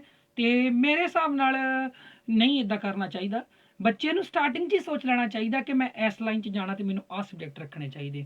ਅਗਰ ਉਹ ਆਰਟਸ ਦੇ ਵਿੱਚ ਹੈ, ਉਹਨੇ ਮੈਥ ਕੀਤਾ ਹੋਇਆ ਆ ਤੇ ਕੋਈ ਗੱਲ ਨਹੀਂ, ਉਹ ਜਿਹੜੀ ਆਪਣੀ ਥਲ ਸੈਨਾ ਆ, ਆਰਮੀ ਹੈਗਾ, ਇੰਡੀਅਨ ਆਰਮੀ ਜਿਹੜੀ ਆ ਸਾਡੀ ਥਲ ਸੈਨਾ, ਜ਼ਮੀਨ ਤੇ ਜਿਹੜੀ ਸੈਨਾ ਕੰਮ ਕਰਦੀ, ਉਹਦੇ 'ਚ ਬਹੁਤ ਅੱਛਾ ਰੈਂਕ ਤੇ ਉਹ ਜਾ ਸਕਦਾ ਅਗਰ ਬੱਚੇ ਦੇ ਮਨ ਵਿੱਚ ਚੁਆਇਸ ਹੈ ਕਿ ਉਹ ਜਾਣਾ ਚਾਹੁੰਦਾ ਮੇਰਾ ਹੈ। ਇਹੀ ਕੁਐਸਚਨ ਤਾਂ ਸੀ ਕਿਉਂਕਿ ਕਈਆਂ ਨੇ ਕਰ ਲਿਆ ਹਨਾ, ਤੇ ਪਰ ਉਹਨਾਂ ਦੀ ਉਮਰ ਜਿੱਦਾਂ ਮਤਲਬ ਛੋਟੇ ਹੁੰਦੇ ਹੀ ਲੱਗ ਗਏ ਪੜਨ ਹਨਾ, ਤੇ ਪਰ ਉਮਰ ਘੱਟ ਆ ਤਾਂ ਉਹ ਸੋਚ ਰਹੇ ਕਿ ਮੈਂ ਇਸ ਬੰਨੇ ਨੂੰ ਜਾਣਾ ਚਾਹੁੰਦਾ, ਮੈਂ ਮੈਡੀਕਲ ਨਹੀਂ ਕੀਤਾ ਹੋਇਆ ਤੇ ਫਿਰ ਮੈਂ ਨਾ ਕਿਵੇਂ ਜਾਵਾਂ ਕਿੱਦਾਂ ਨਹੀਂ ਹਨਾ। ਇਸ ਸਵਾਲ ਨੂੰ ਕਲੀਅਰ ਕਰਨਾ ਥੋੜਾ ਜਿਹਾ ਮੈਨੂੰ ਲੱਗਦਾ ਸੀ ਹਾਂ ਬਿਲਕੁਲ, ਨਹੀਂ ਚਲੋ ਵਧੀਆ ਗੱਲ ਆ। ਅਗਰ ਕੋਈ ਬੱਚੇ ਦੇ ਵਿੱਚ ਹੈ ਤਾਂ ਬੇਟੇ ਪਹਿਲੇ ਨੰਬਰ ਤੇ ਤਾਂ ਮੈਂ ਇਸ ਮਾਧਿਅਮ ਤੋਂ ਇਹੀ ਰეკਮੈਂਡ ਕਰੂੰਗਾ ਕਿ ਬੇਟੇ ਤੁਸੀਂ ਪਹਿਲਾਂ ਹੀ ਸੋਚ ਸਮਝ ਕੇ, ਹਾਂ +1 2 ਦੇ ਵਿੱਚ ਪਹਿਲਾਂ ਸੋਚ ਸਮਝ ਕੇ ਇਹ ਵਿਸ਼ਿਆਂ ਦੀ ਚੋਣ ਕਰੋ ਜਿਹਦੇ ਵਿੱਚ ਤੁਹਾਡਾ ਹੈ। ਇੱਕ ਮੈਂ ਦੇ ਮਗਰ ਨਾ ਲੱਗ ਬਿਲਕੁਲ ਨਾ ਲੱਗੋ ਕਿਸੇ ਦੇ ਮਗਰ। ਹਾਂ ਮੈਂ ਇੱਕ ਚੀਜ਼ ਹੋਰ ਕਹਿਣੀ ਚਾਹੂੰਗਾ ਜੀ, ਐਨਡੀਏ ਦੇ ਵਿੱਚ ਕੋਈ ਵੀ ਐਨਡੀਏ ਦੇ ਵਿੱਚ ਕਿਸੇ ਵੀ ਕਿਸਮ ਦੀ ਕੋਈ ਵੀ ਰਿਲੈਕਸੇਸ਼ਨ ਨਹੀਂ ਹੈਗੀ। ਜੋ ਕਹਿਣ ਤੋਂ ਭਾਵ ਕਾਸਟ ਦੇ ਆਧਾਰ ਤੇ, ਜਿਹੜੀ ਕਿ ਸਾਡੇ ਇਕਨੋਮਿਕਲੀ ਲੈਵਲ ਦੇ ਆਧਾਰ ਤੇ ਕੋਈ ਇਹਦੇ ਵਿੱਚ ਨਹੀਂ ਹੁੰਦਾ ਜੀ। ਸਭ ਨੂੰ ਸੇਮ ਰੱਖਿਆ ਜਾਂਦਾ ਆਰਮੀ ਦੇ ਵਿੱਚ, ਠੀਕ ਹੈ। ਕਿਉਂਕਿ ਇਹ ਮੈਂ ਤੁਹਾਨੂੰ ਪਹਿਲੇ ਨੰਬਰ ਤੇ ਗੱਲ ਦੱਸ ਦਵਾਂ। ਇੱਕ ਚੀਜ਼ ਮੈਂ ਹੋਰ ਦੱਸੂਗਾ ਕਿ ਆਰਮੀ ਜਦੋਂ ਤੁਸੀਂ ਐਨਡੀਏ ਦਾ ਐਗਜ਼ਾਮ ਫਿਲ ਕਰਦੇ ਆ ਨਾ, ਜਿਹੜੇ ਵਿਚਾਰੇ ਬੱਚੇ ਹੁੰਦੇ ਆ ਨਾ, ਮਾਪੇ ਹੁੰਦੇ ਆ, ਉਹਨਾਂ ਨੂੰ ਫੀਸ ਦਾ ਬੜਾ ਡਰ ਹੁੰਦਾ, ਬਹੁਤ ਹੁੰਦਾ ਵੀ ਫੀਸ ਕਿੰਨੀ ਹੋਊਗੀ ਜਦੋਂ ਪੇਪਰ ਦੇਣਾ। ਮੈਂ ਕਹਿੰਦਾ ਕਿ ਤੁਸੀਂ ਹੈਰਾਨ ਹੋ ਜਾਓਗੇ, ਹਿੰਦੁਸਤਾਨ ਦੇ ਸਾਰੇ ਐਗਜ਼ਾਮ ਜਿਹੜੇ ਆ ਉਹਨਾਂ ਨਾਲੋਂ ਸਭ ਤੋਂ ਘੱਟ ਫੀਸ ਇਹਦੀ ਹੁੰਦੀ ਆ। ਕੀ ਬਾਤ ਹੈ, ਦੱਸਾਂ ਜੀ, ਫਿਲਹਾਲ ਦੀ ਡੇਟ ਤੇ 100 ਰੁਪਏ ਫੀਸ ਹੁੰਦੀ ਹੈ ਇਹਦੀ। ਤੇ ਇਹਦੇ ਵਿੱਚ ਹਾਂ ਯਕੀਨ ਕਰ ਲੋਗੇ ਬੇਟਾ, 100 ਰੁਪਏ ਇਹਦੀ ਫੀਸ ਹੈ। ਬੜਾ ਅਚੰਭਾ ਜਿਹਾ, ਬਿਲਕੁਲ ਬਿਲਕੁਲ ਬੜੀ ਡਿਫਰੈਂਟ ਚੀਜ਼ ਆ। ਤੁਸੀਂ ਪੜੋਗੇ ਤੁਸੀਂ ਹੈਰਾਨ ਹੋ ਜਾਓਗੇ। ਇੱਕ ਚੀਜ਼ ਹੋਰ ਹੀ ਮੈਂ ਨਾਲ ਦੱਸ ਦਵਾਂ, ਜਿੱਦਾਂ ਮੈਂ ਪਹਿਲਾਂ ਦੱਸਿਆ ਵੀ SC ST ਸ਼ਡਿਊਲ ਕਾਸਟ ਇਹਨੂੰ ਕੋਈ ਇਹਦੇ ਵਿੱਚ ਰਿਲੈਕਸ ਨਹੀਂ ਹੁੰਦਾ, ਲੇਕਿਨ ਜਦੋਂ ਫੀਸ ਹੁੰਦੀ ਹੈ ਨਾ, ਫੀਸ 100 ਰੁਪਇਆ ਫੀਸ ਜਿਹੜੀ ਆ ਉਹ ਸਿਰਫ ਜਨਰਲ ਵਾਲਿਆਂ ਦੀ ਲੱਗਣੀ ਹੁੰਦੀ, BC ਵਾਲਿਆਂ ਦੀ ਲੱਗਣੀ ਹੁੰਦੀ ਆ, SC SC ST ਤੇ ਜਿਹੜੇ ਹੈਗੇ ਬੱਚੇ ਫੌਜੀਆਂ ਦੇ ਬੱਚੇ ਆ, ਜਿਹੜੇ ਆ ਜਾਂਦੇ ਆਰਮੀ ਮੈਨ ਹੁੰਦੇ ਆ, ਉਹਨਾਂ ਦੇ ਬੱਚੇ, ਜਿਹੜੀਆਂ ਦੀਆਂ ਬੀਵੀਆਂ, ਚਲੋ ਬੱਚੇ ਕਵਾਂਗੇ ਆਪਾਂ, ਬੀਵੀ ਤਾਂ ਆ ਹੀ ਨਹੀਂ ਸਕਦੀ ਨਾ, ਜਿਹੜੇ ਉਹਨਾਂ ਦੇ ਬੱਚੇ ਹੁੰਦੇ ਆਰਮੀ ਵਾਲਿਆਂ ਦੇ, ਅਗਰ ਕੋਈ ਬੱਚਾ ਉਹ ਡਿਫੈਂਸ 'ਚ ਜਾਣਾ ਚਾਹੁੰਦਾ, ਐਨਡੀਏ 'ਚ ਜਾਣਾ ਚਾਹੁੰਦਾ, ਉਹ ਬੱਚੇ ਦੀ ਕੋਈ ਫੀਸ ਨਹੀਂ ਹੁੰਦੀ, 100 ਰੁਪਏ ਵੀ ਨਹੀਂ ਲੱਗਣੀ, ਉਹਦੀ 100 ਰੁਪਏ ਵੀ ਨਹੀਂ ਲੱਗਣੀ। ਕੀ ਬਾਤ ਹੈ ਜੀ, ਹਾਂ ਦੇਖ ਲਓ ਬੇਟਾ, ਬੜਾ ਅਚੰਭਾ। ਕਿਉਂਕਿ ਹੋਰ ਫੀਲਡ ਵਿੱਚ ਜਾਂਦੇ ਆ ਨਾ ਤਾਂ ਸਾਡੀਆਂ ਫੀਸਾਂ ਹੀ ਸਾਨੂੰ ਜਿਹੜੀਆਂ ਡਬੋਣੀਆਂ ਸ਼ੁਰੂ ਕਰ ਦੇਣ, ਟੈਨਸ਼ਨਾਂ ਇਹ ਹੁੰਦੀਆਂ। ਪਹਿਲੇ ਤਾਂ ਗੱਲ ਤੇ ਇਹ ਡਰਾਤੇ ਜਾਂਦੇ ਤੁਸੀਂ ਉਹ ਫੀਲਡ ਨੂੰ ਜਾਣਾ, ਪਤਾ ਉੱਥੇ ਖਤਰਾ ਕਿੰਨਾ ਆ, ਪਤਾ ਉੱਥੇ ਪੈਸਾ ਕਿੰਨਾ ਲੱਗਦਾ, ਤੈਨੂੰ ਵੀ ਪਤਾ ਕਿੱਦਾਂ ਹੋਣਾ ਆ ਕੀ ਨਹੀਂ। ਬੱਚੇ ਦਾ ਮਨੋਬਲ ਹੀ ਡੇਗ ਦਿੰਦੇ ਆ। ਤੇ ਫਿਰ ਅੱਜ ਇੱਕ ਨਵੀਂ ਚੀਜ਼ ਆ ਕਿ ਫੀਸ ਦੇ ਮਾਰਫਤ ਵੀ ਬਹੁਤ ਘੱਟ ਜਿਹੜੀ ਫੀਸ ਆ ਹਨਾ, ਬਿਲਕੁਲ ਨਾ ਮਾਤਰ, ਇੰਨੀ ਕਿ ਖੜੇ ਖੜੇ ਖਾ ਜਾਂਦੇ ਆ। ਇੱਕ ਮੈਂ ਚੀਜ਼ ਹੋਰ ਦੱਸਣਾ ਜੀ, ਤੁਸੀਂ ਇੰਟਰਵਿਊ ਦੀ ਗੱਲ ਕੀਤੀ ਸੀ ਨਾ ਜੀ, ਇੰਟਰਵਿਊ ਮੈਂ ਬੜਾ ਹੈਰਾਨ ਹੋਇਆ ਜੀ। ਮੈਂ ਐਗਜ਼ਾਮੀਨੇਸ਼ਨ ਪੈਟਰਨ ਦੀ ਵੀ ਜ਼ਰੂਰ ਗੱਲ ਕਰੂੰਗਾ, ਯਾਦ ਰੱਖੋ, ਮੈਂ ਦੱਸੂਗਾ। ਮੈਂ ਫਿਰ ਇੰਟਰਵਿਊ ਨਾਲ ਹੁਣ ਗੱਲ ਜੋੜ ਦਵਾਂ ਜੀ ਕਿ ਇੰਟਰਵਿਊ ਦੇ ਵਿੱਚ ਇਹ ਦੇਖੋ ਸਰਕਾਰ ਦੀ, ਦੇਖੋ ਜਿੱਦਾਂ ਮੈਂ ਪਹਿਲਾਂ ਦੱਸਿਆ ਨਾ, ਮੈਂ ਕਿਤੇ ਜੇ ਮੈਂ ਕਿਸੇ ਕੋਲ ਗੱਲ ਵੀ ਕਰਾਂ ਹੱਸ ਪੈਣਗੇ, ਅੱਛਾ ਸਰ ਜੀ 100 ਰੁਪਏ, ਬਿਲਕੁਲ। ਮੈਂ ਕਿਹਾ ਬੇਟਾ ਜਦੋਂ ਕੋਈ ਸੁਣਦਾ ਮੈਂ ਕਿਸੇ ਨਾਲ ਗੱਲ ਕਰਾਂ 100 ਰੁਪਏ, ਮੈਂ ਕਿਹਾ ਇੰਦੀ ਡੇਟ ਤਾਂ 100 ਰੁਪਏ ਹੀ ਆ, ਤੇ ਮੈਨੂੰ ਨਹੀਂ ਲੱਗਦਾ ਕਿ ਗਵਰਨਮੈਂਟ ਵਧਾਏਗੀ, ਕਿਉਂਕਿ ਇਹ ਇੱਕ ਬੜਾ ਹੀ ਸਾਫ਼ ਸੁਥਰਾ ਦੇਸ਼ ਦੀ ਸੇਵਾ ਕਰਨ ਵਾਲਾ ਇੱਕ ਖੇਤਰ ਆ ਸਾਡਾ, ਜਿਹਦੀ ਬੜੀ ਦਿਲੋਂ ਰਿਸਪੈਕਟ ਕਰਦੇ ਆ ਅਸੀਂ ਸਾਰੇ ਲੋਕ, ਉਹਨਾਂ ਦੀ ਬਦੌਲਤ ਅਸੀਂ ਬੈਠੇ ਆ। ਦੇਖੋ ਮੈਨੂੰ ਵੀ ਬੜੀ ਹੈਰਾਨੀ ਹੋਈ ਸੀ ਜਦੋਂ ਮੈਂ ਪੜ੍ਹਿਆ ਸੀ, ਜਦੋਂ ਮੈਂ ਖੋਜ ਕੀਤੀ, ਮੈਂ ਪੜ੍ਹਿਆ ਇਹਦੇ ਬਾਰੇ ਚ। ਇੱਕ ਚੀਜ਼ ਮੈਂ ਹੋਰ ਦੱਸਦਾ, ਹੁਣ ਤੁਸੀਂ ਮੰਨ ਲਓ ਐਗਜ਼ਾਮ ਕਲੀਅਰ ਕਰ ਲਿਆ, ਬਿਲਕੁਲ ਨਾ, ਤੁਹਾਡੇ ਨੰਬਰ ਆ ਗਿਆ, ਤੁਸੀਂ ਰੈਂਕ ਚ ਆ ਗਏ, ਹੁਣ ਤੁਸੀਂ ਇੰਟਰਵਿਊ ਦੇਣ ਜਾਣਾ। ਦੇਖੋ ਸਰਕਾਰ ਦੀ 5 ਦਿਨ ਦੀ ਤੁਹਾਡੀ ਇੰਟਰਵਿਊ ਪ੍ਰੋਸੈਸ ਹੁੰਦਾ ਆ, ਬਿਲਕੁਲ ਆਰਮੀ ਦੇ ਖੇਤਰ ਵਿੱਚ ਹੀ ਹੋਣੀ ਹੁੰਦੀ, ਉਹਨਾਂ ਦੇ ਹੈੱਡਕੁਆਟਰਾਂ ਤੇ ਹੋਣੀ ਹੁੰਦੀ ਆ। ਦੇਖੋ ਤੁਹਾਨੂੰ ਸਰਕਾਰ ਆਉਣ ਜਾਣ ਦਾ ਖਰਚਾ ਵੀ ਦਿੰਦੀ ਹੈ। ਸਰ ਜੀ ਕਿਉਂ ਇੰਨਾ ਸਸਪੈਂਸ ਨਹੀਂ, ਮੈਂ ਤਾਂ ਦੱਸ ਰਿਹਾ, ਕਈ ਵਾਰੀ ਨਾ ਬੱਚਿਆਂ ਨੂੰ ਪਤਾ ਨਹੀਂ ਹੁੰਦਾ, ਬੱਚੇ ਨੂੰ ਪਤਾ ਵੀ ਨਹੀਂ ਹੁੰਦਾ, ਤੇ ਬੱਚਿਆਂ ਨੂੰ ਬੱਚਾ ਇਹ ਚੀਜ਼ ਬੰਨੇ ਸੋਚ ਵੀ ਨਹੀਂ ਪਾਉਂਦਾ, ਕਿਉਂਕਿ ਜਦੋਂ ਆਪਾਂ ਕਿਤੇ ਹੋਰ ਕਿਤੇ ਜਾਂਦੇ ਆ ਤਾਂ ਉਹ ਖਰਚਾ ਵੀ ਆਪਣਾ, ਰਹਿਣ ਸਹਿਣ ਦਾ ਵੀ ਖਰਚਾ ਹੁੰਦਾ। ਬਿਲਕੁਲ, ਹਾਂ ਮਾਪੇ ਵੀ ਸੋਚਦੇ ਨਾ ਕਿਹੜਾ ਸਾਡੇ ਬੱਚਿਆਂ ਨੇ ਕਿਹੜਾ ਇੱਥੇ ਪੜ੍ਹ ਕੇ ਜਿੱਦਾਂ ਆਪਣੇ DC ਲੱਗਣਾ, ਜੱਜ ਲੱਗਣਾ, ਆਪਣੇ ਆਮ ਸੁਸਾਇਟੀ 'ਚ ਗੱਲਾਂ ਬੋਲੀਆਂ ਜਾਂਦੀਆਂ। ਦੇਖੋ ਬੇਟੇ, ਸਿਰਫ ਤੁਸੀਂ ਮੈਂਟਲੀ ਤੌਰ ਤੇ ਅੱਛੇ ਹੋਣੇ ਚਾਹੀਦੇ ਆ, ਤੁਹਾਡਾ ਸਟੈਮਿਨਾ ਅੱਛਾ ਹੋਣਾ ਚਾਹੀਦਾ ਆ, ਠੀਕ ਹੈ, ਤੁਹਾਡਾ ਮਾਈਂਡ ਜਿਹੜਾ ਉਹ ਸ਼ਾਰਪ ਹੋਣਾ ਚਾਹੀਦਾ ਹੈ, ਠੀਕ ਹੈ, ਤੁਸੀਂ ਵਧੀਆ, ਤੁਹਾਡੀ ਸੋਚ ਬਹੁਤ ਸੋਹਣੀ ਹੋਣੀ ਚਾਹੀਦੀ, ਤੁਹਾਡਾ ਫਿਜ਼ੀਕਲ ਸਟਰਕਚਰ ਸੋਹਣਾ ਹੋਣਾ ਚਾਹੀਦਾ, ਤੇ 100 ਰੁਪਇਆ ਫੀਸ ਹੈ ਅੱਜ ਦੀ ਡੇਟ 'ਚ, ਕੋਈ ਖਾਸ ਨਹੀਂ ਹੈ ਨਾ। ਆਨਲਾਈਨ ਤੁਸੀਂ ਪੇਪਰ ਫਿਲ ਕਰਨਾ, ਤੁਸੀਂ ਕਿਤੇ ਜਾਣਾ, ਆਪਣੀ ਸਟੱਡੀ ਕਰਨੀ ਹੈ। ਸਿਲੇਬਸ ਕੀ ਹੈ, ਮੈਂ ਤਾਂ ਕਹੂੰਗਾ ਤੁਹਾਨੂੰ ਕਿਸੇ ਕੋਚਿੰਗ ਸੈਂਟਰ 'ਚ ਜਾਣ ਦੀ ਲੋੜ ਨਹੀਂ। +1 2 'ਚ ਅਗਰ ਤੁਸੀਂ ਅੱਛਾ ਪੜ੍ਹਿਆ ਆ ਤੇ ਦੁਨੀਆ ਦੀ ਕੋਈ ਪਾਵਰ ਨਹੀਂ ਜਿਹੜੀ ਤੁਹਾਨੂੰ ਇਹ ਟੈਸਟ 'ਚੋਂ ਫੇਲ ਕਰ ਜਾਵੇ। ਬਿਲਕੁਲ ਜੀ, ਬਸ ਕਨਸੈਂਟਰੇਸ਼ਨ, ਡਿਸਪਲਿਨ ਤੇ ਤੁਹਾਡਾ ਫੋਕਸ ਹੋਣਾ ਚਾਹੀਦਾ, ਫਿਰ ਤੁਸੀਂ ਹੋ ਸਕਦੇ। ਹੁਣ ਮੈਂ ਦੱਸਦਾ ਜੀ, ਇਹਦੀ ਇੰਟਰਵਿਊ ਜਿਹੜੀ ਇੰਡੀਆ ਦੇ ਕਿਹੜੇ ਕਿਹੜੇ ਥਾਵਾਂ ਤੇ ਹੁੰਦੀ ਹੈ। ਲਓ, ਜਿੰਨੇ ਆਪਣੇ ਏਰੀਆ ਦੇ ਬੱਚੇ ਨਾ ਧਿਆਨ ਨਾਲ ਸੁਣ ਲਓ ਜੀ। ਇੰਟਰਵਿਊ ਜਿਹੜੀ ਇੰਡੀਅਨ ਆਰਮੀ ਦੀ ਇੰਟਰਵਿਊ ਹੁੰਦੀ ਆ, ਜਿਹੜੀ ਸੈਨਾ ਸਾਡੀ ਜ਼ਮੀਨ ਦੇ ਉੱਪਰ ਕੰਮ ਕਰਦੀ ਆ, ਜਿਹੜੇ ਫੌਜੀ ਵੀਰ ਨੇ, ਹਾਂ, ਜਿਹੜੇ ਸਾਡੇ, ਹਾਂ, ਆਰਮੀ ਜਿਹੜੀ, ਉਹ ਆਰਮੀ ਜਿਹੜੀ ਜ਼ਮੀਨ ਤੇ ਕੰਮ ਕਰਦੀ, ਧਰਤੀ ਤੇ, ਉਹਦੀ ਇੰਟਰਵਿਊ 4 ਥਾਵਾਂ ਤੇ ਹੁੰਦੀ ਆ ਐਨਡੀਏ ਦੀ। ਸੁਣੋ ਜੀ, ਇਲਾਹਾਬਾਦ ਤੇ ਭੋਪਾਲ, ਕਪੂਰਥਲਾ ਤੇ ਬੈਂਗਲੌਰ। ਬਿਲਕੁਲ ਜੀ, ਕਪੂਰਥਲਾ ਦੇ ਵਿੱਚ ਵੀ ਐਨਡੀਏ ਦੀ ਇੰਟਰਵਿਊ ਹੁੰਦੀ ਆ। ਜਿਹੜੇ ਬੱਚੇ ਐਨਡੀਏ ਦੇ ਥਰੂ ਸਿਲੈਕਟ ਹੁੰਦੇ ਆ ਭਾਰਤੀ ਸੈਨਾ ਦੇ ਵਿੱਚ, ਜਿਹੜੀ ਸੈਨਾ ਜ਼ਮੀਨ ਤੇ ਕੰਮ ਕਰਦੀ, ਥਲ ਸੈਨਾ ਦੇ ਲਈ। ਹਾਂਜੀ, ਇਹਦੇ ਮੈਂ ਨਾਲ ਇੱਕ ਹੋਰ ਚੀਜ਼ ਦੱਸਦਾ ਸਰ ਜੀ, ਕਪੂਰਥਲੇ ਦਾ ਨਾਲ ਇੱਕ ਬੜਾ ਚੰਬਾ ਜਿਹਾ, ਮੈਨੂੰ ਖੁਸ਼ੀ ਹੋ ਰਹੀ ਹੈ, ਖੁਸ਼ੀ ਹੋ ਰਹੀ ਹੈ। ਹੁਣ ਇੱਕ ਗੱਲ ਹੋਰ ਸੁਣ ਲਓ ਜੀ, ਅਗਰ ਕੋਈ ਬੱਚਾ ਕਪੂਰਥਲੇ ਦਾ ਜਾਂ ਜਲੰਧਰ ਦਾ ਜਾਂ ਅੰਮ੍ਰਿਤਸਰ ਦਾ ਜਾਂ ਹੁਸ਼ਿਆਰਪੁਰ ਦਾ ਜਾਂ ਲੁਧਿਆਣੇ ਦਾ, ਕੋਈ ਜਿੰਨੇ ਮੈਂ ਡਿਸਟ੍ਰਿਕਟ ਦੱਸੇ, ਇਹ ਕਪੂਰਥਲੇ ਦੇ ਲਾਗੇ ਲਾਗੇ ਜਿਹੜੇ ਡਿਸਟ੍ਰਿਕਟ ਹੈ, ਮੰਨ ਲਓ ਕੋਈ ਬੱਚਾ ਐਨਡੀਏ 'ਚ ਸਿਲੈਕਟ ਹੋ ਜਾਂਦਾ, ਤੇ ਬੇਟਾ ਜੀ ਤੁਹਾਡੀ ਇੰਟਰਵਿਊ ਕਪੂਰਥਲੇ ਨਹੀਂ ਹੋਣੀ। ਅੱਛਾ, ਇਸ ਡਿਸਟ੍ਰਿਕਟ ਵਾਲਿਆਂ ਦੀ ਨਹੀਂ ਹੋਣੀ ਹੈ, ਫਿਰ ਪਾਸੇ ਜਾਣਗੇ, ਮਤਲਬ ਉਹਨਾਂ ਨੇ ਰੱਖਿਆ ਹੈ ਵੀ ਇੱਥੋਂ ਵਾਲੇ ਬੱਚੇ ਛੇਤੀ ਆ ਜਾਣਗੇ, ਦੂਰ ਵਾਲੇ ਫਿਰ ਨਾ ਔਖਾ। ਉਹ ਉਹਨਾਂ ਦਾ ਆਪਣਾ ਇੱਕ ਤਰੀਕਾ ਆ, ਉਹਦੇ ਵਿੱਚ ਕਪੂਰਥਲੇ ਵਾਲੇ ਬੱਚੇ ਇੰਟਰਵਿਊ ਨਹੀਂ ਇੱਥੇ ਦੇ ਸਕਦੇ। ਜਿਹੜੇ ਲਾਗੇ ਲਾਗੇ ਡਿਸਟ੍ਰਿਕਟ ਵਾਲੇ, ਉਹਨਾਂ ਨੂੰ ਫਿਰ ਹੋਰ ਜਾਂ ਤਾਂ ਉਹਨਾਂ ਨੂੰ ਇਲਾਹਾਬਾਦ ਜਾਣਾ ਪਏਗਾ, ਜਾਂ ਉਹਨਾਂ ਨੂੰ ਭੋਪਾਲ ਜਾਣਾ ਪਏਗਾ, ਜਾਂ ਉਹਨਾਂ ਨੂੰ ਬੈਂਗਲੌਰ ਜਾਣਾ ਪਏਗਾ। ਤੇ ਇੱਕ ਚੀਜ਼ ਹੋਰ, ਤੁਸੀਂ ਐਨੀਵਨ, ਤੁਸੀਂ ਭਾਵੇਂ ਏਸੀ ਵਾਲੀ ਬੱਸ 'ਚ ਜਾਓ, ਤੁਸੀਂ ਭਾਵੇਂ ਏਸੀ ਟ੍ਰੇਨ 'ਚ ਜਾਓ, ਤੁਸੀਂ ਜਦੋਂ ਜਾਣਾ, ਪਰ ਤੁਹਾਡੇ ਕੋਲ ਟਿਕਟ ਹੋਣੀ ਚਾਹੀਦੀ ਹੈ। ਤੁਸੀਂ ਜਾ ਕੇ ਆਪਣੀ ਟਿਕਟ ਜਮ੍ਹਾਂ ਕਰਾ ਦੇਣੀ ਹੈ, ਉਹ ਤੁਹਾਡੇ ਅਕਾਊਂਟ 'ਚ ਉਹਨਾਂ ਨੇ ਡਬਲ ਪੈਸੇ ਕਰਕੇ ਪਾ ਦੇਣੇ ਆ। ਕੀ ਬਾਤ ਹੈ, ਦੇਖੋ ਕਿੰਨੀ ਵਧੀਆ ਚੀਜ਼ ਆ। ਪਰ ਇਹ ਚੀਜ਼ਾਂ ਨੂੰ ਟਿਕਟ ਬਚਾ ਕੇ ਰੱਖਿਓ। ਹਾਂ, ਬਿਲਕੁਲ ਜੀ। ਹਾਂ, ਹੁਣ ਮੈਨੂੰ ਇੱਕ ਵਾਰੀ ਨਾ ਏਦਾਂ ਮੈਂ ਸੈਮੀਨਾਰ 'ਚ ਬੋਲਿਆ, ਇੱਕ ਬੱਚੇ ਨੇ ਮੈਨੂੰ ਪੁੱਛਿਆ ਕਿ ਸਰ ਮੰਨ ਲਓ ਮੈਂ ਬੈਂਗਲੌਰ ਜਾਣਾ ਹੈ ਤੇ ਮੈਂ ਅੰਮ੍ਰਿਤਸਰ ਤੋਂ ਜਹਾਜ਼ ਦੇ ਬੈਂਗਲੌਰ ਚਲ ਜਾਣਾ ਹੈ। ਮੈਂ ਫਿਰ ਉਹਨੂੰ ਇਹ ਦੱਸਿਆ, ਅੱਜ ਦੀ ਡੇਟ ਵਿੱਚ ਵੀ ਇਹ ਆ, ਅਗਰ ਤੁਸੀਂ ਬਾਏ ਫਲਾਈਟ ਜਾਂਦੇ ਹੋ ਤੇ ਤੁਹਾਨੂੰ ਏਸੀ ਬੱਸ ਜਾਂ ਏਸੀ ਟ੍ਰੇਨ ਦਾ ਕਿਰਾਇਆ ਮਿਲਦਾ ਆ ਜੀ, ਉਹ ਥਲ ਸੈਨਾ ਵਾਲਾ ਥਲ ਦਾ ਹੀ ਮਿਲਦਾ। ਹਾਂ, ਬਿਲਕੁਲ ਜੀ, ਬਿਲਕੁਲ। ਹਾਂ, ਉਹ ਤੁਹਾਨੂੰ ਜਹਾਜ਼ ਦੀ ਜਿਹੜੀ ਟਿਕਟ ਆ ਉਹ ਨਹੀਂ ਮਿਲਣੀ, ਉਹ ਜਿੰਨੀ ਵੀ ਲੱਗੇਗੀ ਉਹ ਨਹੀਂ ਮਿਲੇਗੀ। ਹਾਂ, ਬਿਲਕੁਲ, ਮੈਂ ਬਿਲਕੁਲ ਕਲੀਅਰ ਕੀਤਾ ਹੈ। ਇਹ ਬੱਚੇ ਨੇ ਮੈਨੂੰ ਪੁੱਛਿਆ ਸੀ ਕਿਸੇ ਨੇ, ਮੈਂ ਤਾਂ ਇਹ ਗੱਲ ਤੁਹਾਡੇ ਨਾਲ ਕਲੀਅਰ ਕੀਤੀ ਹੈ। ਇਸ ਤੋਂ ਇਲਾਵਾ 에ਅਰ ਫੋਰਸ ਦੀ ਜਿਹੜੀ ਇੰਟਰਵਿਊ ਉਹ ਕਿੱਥੇ ਹੁੰਦੀ ਆ? ਦੇਹਰਾਦੂਨ, ਮੈਸੂਰ, ਗਾਂਧੀਨਗਰ ਤੇ ਵਾਰਾਣਸੀ ਦੇ ਵਿੱਚ। ਗਾਂਧੀਨਗਰ ਦਿੱਲੀ ਆ? ਨਹੀਂ ਜੀ, ਇਹ ਗੁਜਰਾਤ ਦੇ ਵਿੱਚ ਹੈ। ਗੁਜਰਾਤ ਦਾ, ਹਾਂਜੀ।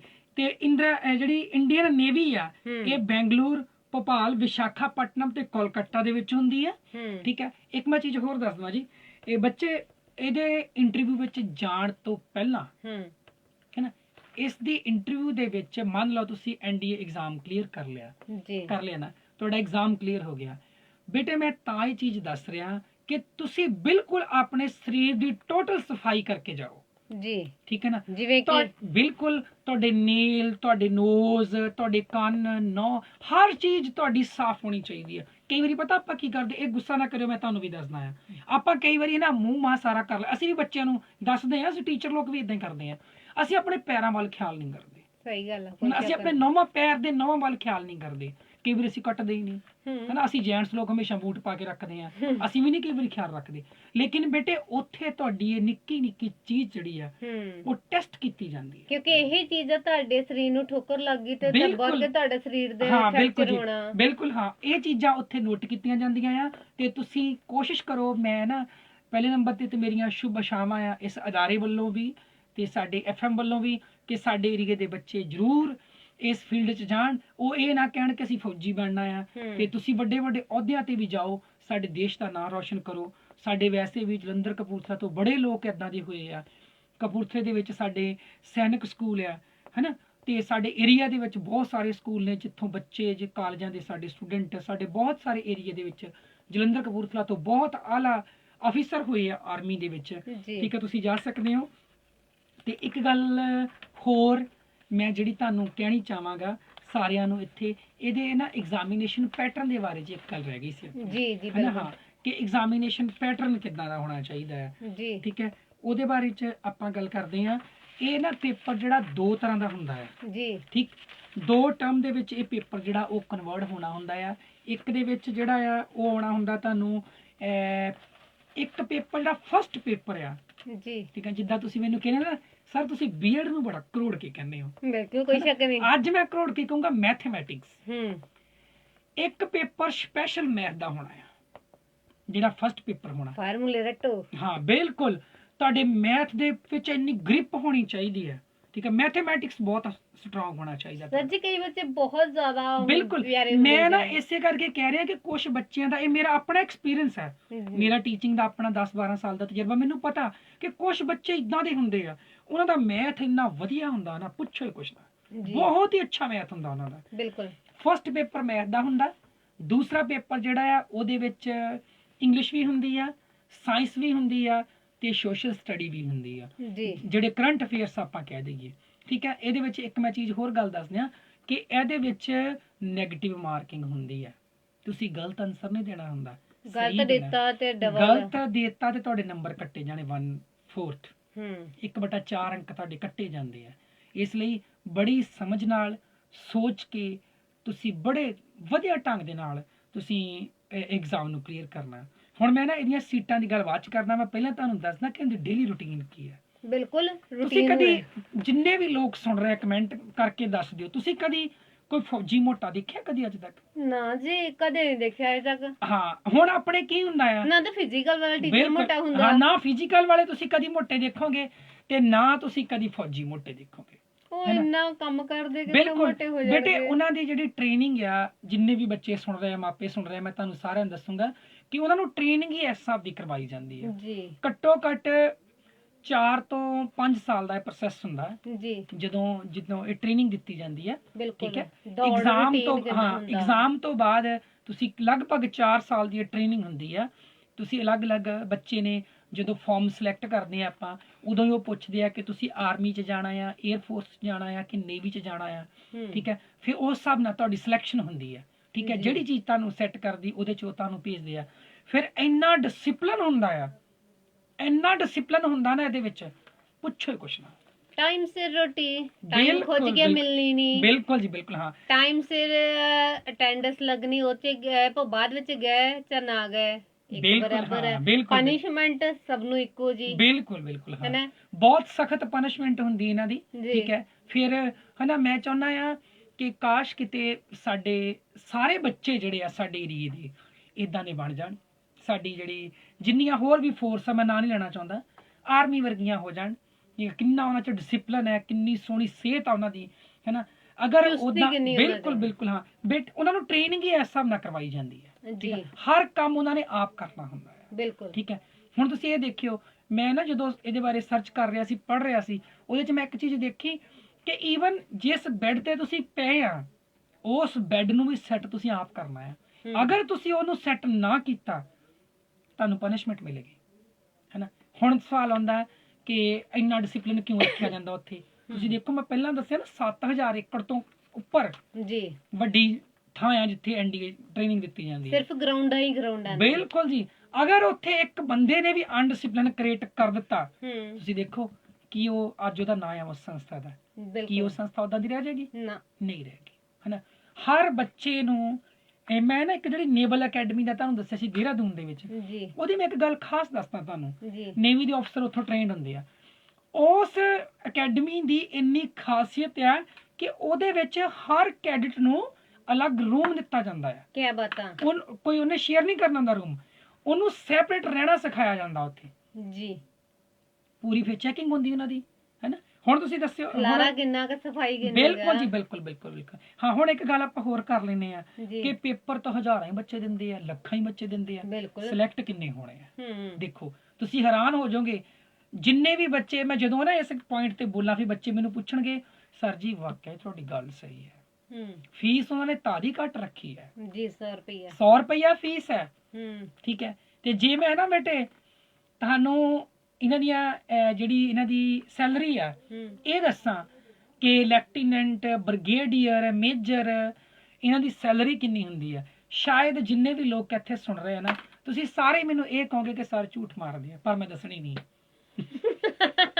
ਕਿਉਂਕਿ ਬਿਗ ਫੈਸਿਲਿਟੀਜ਼, ਇਹਨਾਂ ਨੂੰ ਬਹੁਤ ਅੱਛੀ ਪੇਮੈਂਟ ਵੀ ਤੇ ਸਹੂਲਤਾਂ ਵੀ ਬਹੁਤ ਦਿੱਤੀਆਂ ਜਾਂਦੀਆਂ, ਬਹੁਤ ਜ਼ਿਆਦੀਆਂ ਸਹੂਲਤਾਂ ਇਹਨਾਂ ਨੂੰ ਦਿੱਤੀਆਂ ਜਾਂਦੀਆਂ, ਔਰ ਬਿਗ ਸੈਲਰੀ ਮੇਰੇ ਹਿਸਾਬ ਦੇ ਨਾਲ। ਤੁਸੀਂ 1 ਮਹੀਨੇ ਦਾ ਰਾਸ਼ਨ ਖਰੀਦਦੇ ਹੋ, ਉਹਨੇ ਪੈਸਿਆਂ ਵਿੱਚ 10 ਮਹੀਨੇ ਦਾ ਖਰੀਦਦੇ ਨੇ। ਬਿਲਕੁਲ ਜੀ, ਫਿਰ ਇਸ਼ਾਰਾ ਤੁਸੀਂ ਸਮਝ ਗਏ ਹੈ ਨਾ, ਬਹੁਤ ਫੈਸਿਲਿਟੀ। ਪਰ ਮੈਂ ਇੱਥੇ ਇਹ ਵੀ ਕਹੂੰਗਾ ਕਿ ਇਹ ਇੱਕ ਬਹੁਤ ਔਖਾ ਕੰਮ ਆ, ਇੱਕ ਆਪਣੇ ਆਪ ਨੂੰ ਸਾਧਨ ਵਾਲੀ ਸਹੂਲਤਾਂ ਦੇਖਦੇ, ਸਹੂਲਤਾਂ ਵੀ ਮਿਹਨਤ ਵੀ ਦੇਖੋ। ਬਿਲਕੁਲ, ਜਿਹੜੀ ਉਹਨਾਂ ਦੀ 4-5 ਸਾਲ ਦੀ ਮਿਹਨਤ ਹੁੰਦੀ ਹੈ ਉਸ ਅਕੈਡਮੀ ਦੇ ਵਿੱਚ ਜੀ। ਤੇ ਮੈਂ ਇੱਕ ਪ੍ਰਿੰਸੀਪਲ, ਕਿਉਂਕਿ ਮੈਂ ਬੜਾ ਸੌਫਟ ਜਿਹਾ ਦਿਲ ਦਾ ਬੰਦਾ ਆ, ਹਨਾ, ਕਿਉਂਕਿ ਅਸੀਂ ਟੀਚਰ ਜਿਹੜੇ ਹੁੰਦੇ ਅਸੀਂ ਬੜੇ ਭਾਵਕ ਹੁੰਦੇ ਆ, ਤੇ ਸਾਡੇ ਵਰਗੇ ਜਿਹੜੇ ਟੀਚਰ ਨਾ, ਜੇ ਕਿਤੇ ਮੇਰੇ ਵਰਗੇ ਬੰਦੇ ਨੂੰ ਇੱਕ ਦਿਨ ਉੱਥੇ ਰਹਿਣ ਦਾ ਮੌਕਾ ਮਿਲ ਜਾਵੇ ਨਾ, ਤੇ ਮੇਰੇ ਖਿਆਲ 'ਚ ਮੈਂ ਉਹਨਾਂ ਦੀ ਟ੍ਰੇਨਿੰਗ ਦੇਖ ਕੇ ਉਦਾਂ ਡਰ ਜਾਊਂਗਾ, ਕਿਉਂਕਿ ਉਹ ਬੜੇ ਆਪਾਂ ਸਲੂਟ ਕਰਦੇ ਆ ਉਹਨਾਂ ਲੋਕਾਂ ਨੂੰ, ਉਹਨਾਂ ਸਾਡੇ ਬਹਾਦਰ ਯੋਧਿਆਂ ਨੂੰ।